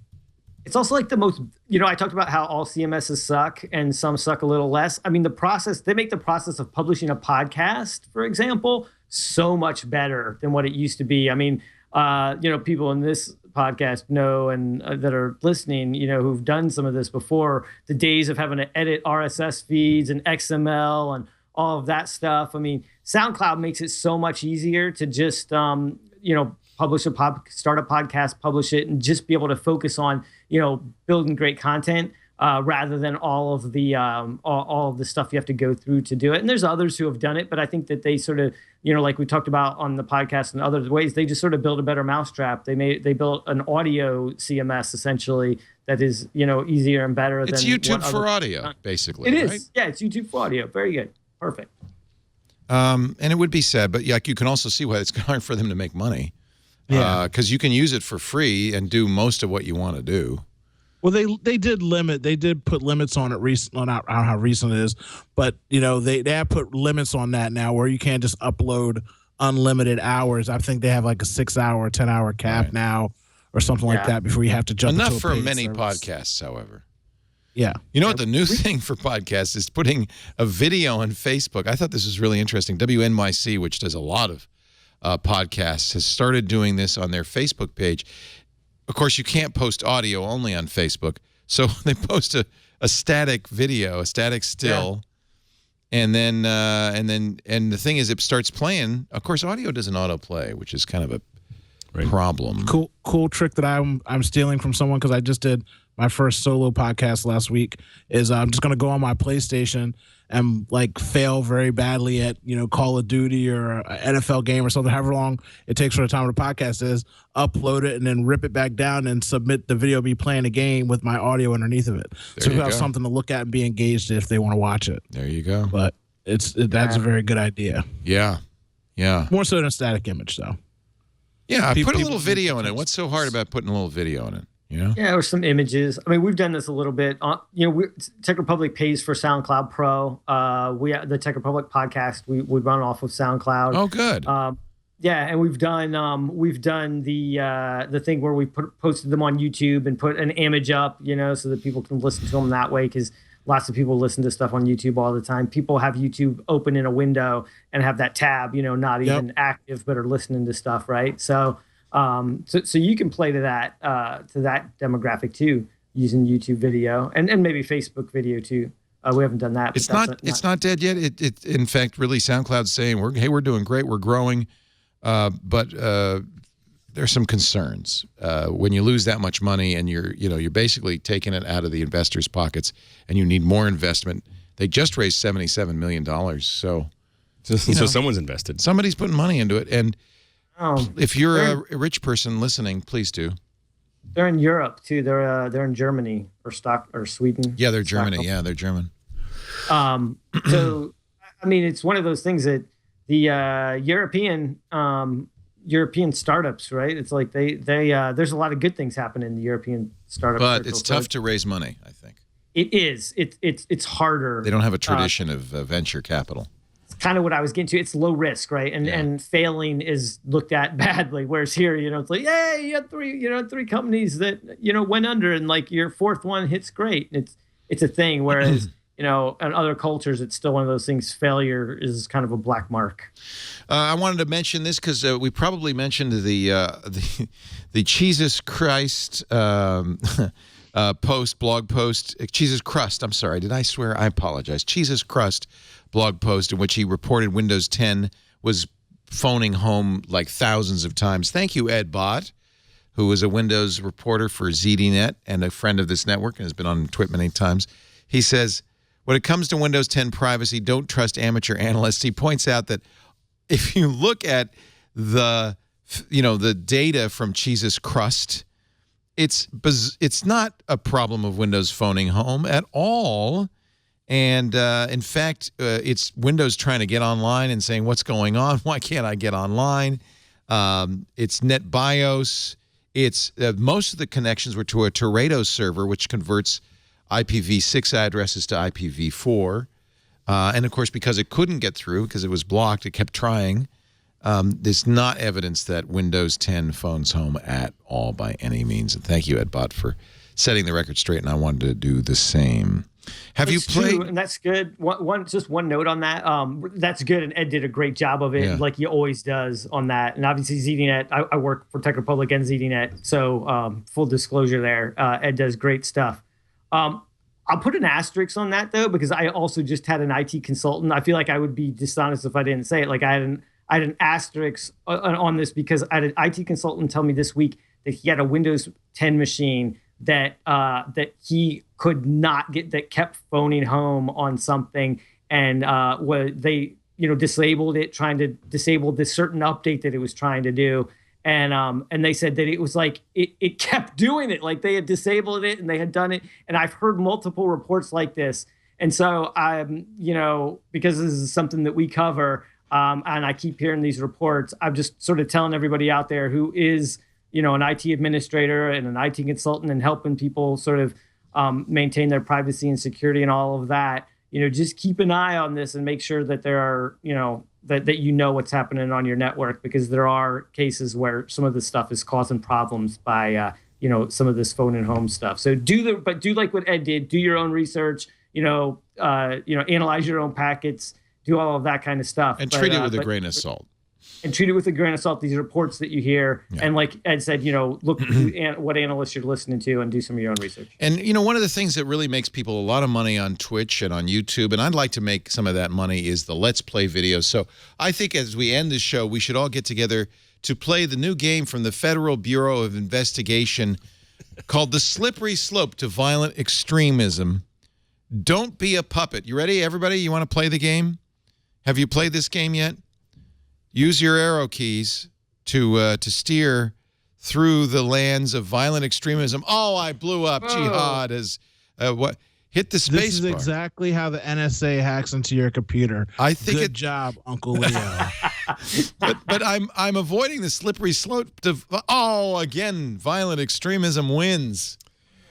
Mm-hmm. No one go to this who got site. this No one does this. This is the FBI. They're hacking into his system right now. No, they're not. How could they be doing that? It's just Flash. Wait a minute. You think it's just Flash? You click the right. That's the whole thing. You just told people. They just downloaded your whole hard drive. And you're playing this game with exactly. He's playing. Wait a minute. The enemy is responsible for this injustice. Part of the TOS is like we can copy everything and follow you around. We must defend our traditions. The use of violence is the only way to defend our beliefs. Our violent actions will result in a better future. Don't be a puppet. I don't want to be a puppet. Thank you, FBI. Free the puppet. Like SETI at home for national security. Do you think this is going to work in ending jihad? No. I mean, here's the thing: is that there's a lot of conversation right now in DC about this, about trying to how do we reach out and reach the kids? And the reality is that the best way to reach out to extremists or people that are on the brink of extremism is to find people in that community that are not extreme and empower them to say stuff. But of course, everyone wants to control it so much that we'll think of something, some way for us to talk to the people out there, rather than talking to. I had a guy sitting next to me on a plane that was, I think he has a podcast or a live thing on Periscope called Ask a Muslim. And where he just does his it's great. He does his live streams, and you can just ask him questions, and he'll just answer. It's just a live stream on Periscope, and he's just answering all these questions about and some of them are haters and all the other stuff, but there are a lot of good questions, and he just answers those things. And I was like, that's the kind of person that should, because he's he speaks at all these things about not falling into extremism, but also talking to people about how to not push that way. And the thing is that it is a what you need to do is take people like that and let them do something, give them the money because they're just all doing their own little thing, and let them talk about it, not and by the way, for them. This thing just crashed my Macintosh. So there you go. Exactly, Alex. By the way, that idea you just had is common sense, and that is not something that the upper echelon thinkers in America get in line with. What you said is what should happen, but some people just aren't commonsensical enough to get it done. It's just it requires a certain level of trust that is hard to come by sometimes. I mean, Leo just went on a game with NASA, NSA, checking out his stuff. He's got trust. I don't know why. All I say is if we can win their hearts and minds and download their hard drives, the rest will follow. That's all I can say. Owen, J.J. Stone, you know him as O Doctor. Ladies and gentlemen. No. Do me last. I got a message for the people. Everybody else go first. You want to end with the message to the people? Yes. All right, I'll get ready. I'll get a theme song ready for you just for your message to the people. Let's start on the right then. Jason Hiner, techrepublic.com. Yes, sir. But more importantly, buy the GD book. Follow thegeeksbook.com. Yes, and it's a great follow read. the Geeks on Twitter. Yeah, thank you. It was a lot of fun. It's been very educational, inspiring, exhausting, and just keeping up with people like you, Leah. So and again, Twit readers, thank you for all the feedback and support all through the journey. We serial published it, released the chapters as we went, and got great feedback, and then included some of that feedback in terms of the people. There's the comments that we got from the audience. The best ones we included at the end of each chapter as well. And there's a lot of Twit reader, or a lot of Twit listeners that are quoted in the book, I'm sure, because of that. Thank you. Yes. Follow thegeeksbook.com. Thanks, Jason. Twit, 10% off. You can use the when you go to purchase it just for Twit readers. You can use, or listeners, Twit listeners. The code Twit will get you 10% off. Nice. Mr. Alex Lindsay, Pixel Core. You did the Final Cut user group, everything. It did not go well. Did not go well. It was like, it's up there. It's up there. We didn't have the space really set up yet, and it was a new team, and we used it as an R&D thing, so it was a little rough. But did you tweet that link on how to work on a movie set? I tweet that. I didn't write it, but I'll tweet it. I know you didn't write it, but you put it on Facebook, and I thought it was great, and everybody should read it. It's on my public thing too on Facebook, but it's but I'll tweet it as well because it's a great article. Yeah, it's nice. Follow him on Twitter at Alex Lindsay with an A. And now, ladies and gentlemen, a final word from Reverend Dr. Owen. Turn up my sound here. Reverend Dr. Owen J.J. Stone. Ladies and gentlemen, I give you... Oh, Doctor! Your music is messing up my mood. Wait a minute, what do you want? Well, you want something a little quieter, a little calmer? No music. You stop talking. You're not even there right now. I'm talking to the people. Okay. Quiet. First of all, it's Valentine's Day. Happy Valentine's Day. If you're out there and you're alone, you are not alone. Roses are red, violets are blue. If you're alone, I'm here for you. You can tweet me. You can Facebook me. Do whatever you need to do. Get in touch with me, and I'll be there. I'll send you a message. I might send you a digital hug because I know how rough it is to be alone. I'm stuck on an internet show with a whole bunch of dudes, and I ain't had no lady today. So I understand the pain that you're going through, and I'm here for you. 2 things I need you to do for me. My IQMZ right now is directed to my Facebook page. Go listen to my podcast, Doc Tales. It's horrible, but you can feel free to tell me that. The second thing I need you to do is tweet Leo, Facebook Leo, email Leo, write him a handwritten letter and mail it to him, and tell him that he needs to watch Rockies 1 through 3, if not all of the Rockies. Please let him know that it is un-American to have not done such in his life. He is too old and too Caucasian to have not seen Rocky. He is not allowed to come to the East Coast, get on a plane to the Midwest, or leave San Francisco until he has seen Rocky 1 through 3. I appreciate you in supporting me and making him do his American duty in an election year. We got to see this movie with Uncle Leo. We got to make sure that he becomes an American the way he is supposed to do. And I think that another twit is in the can. Doing the twit.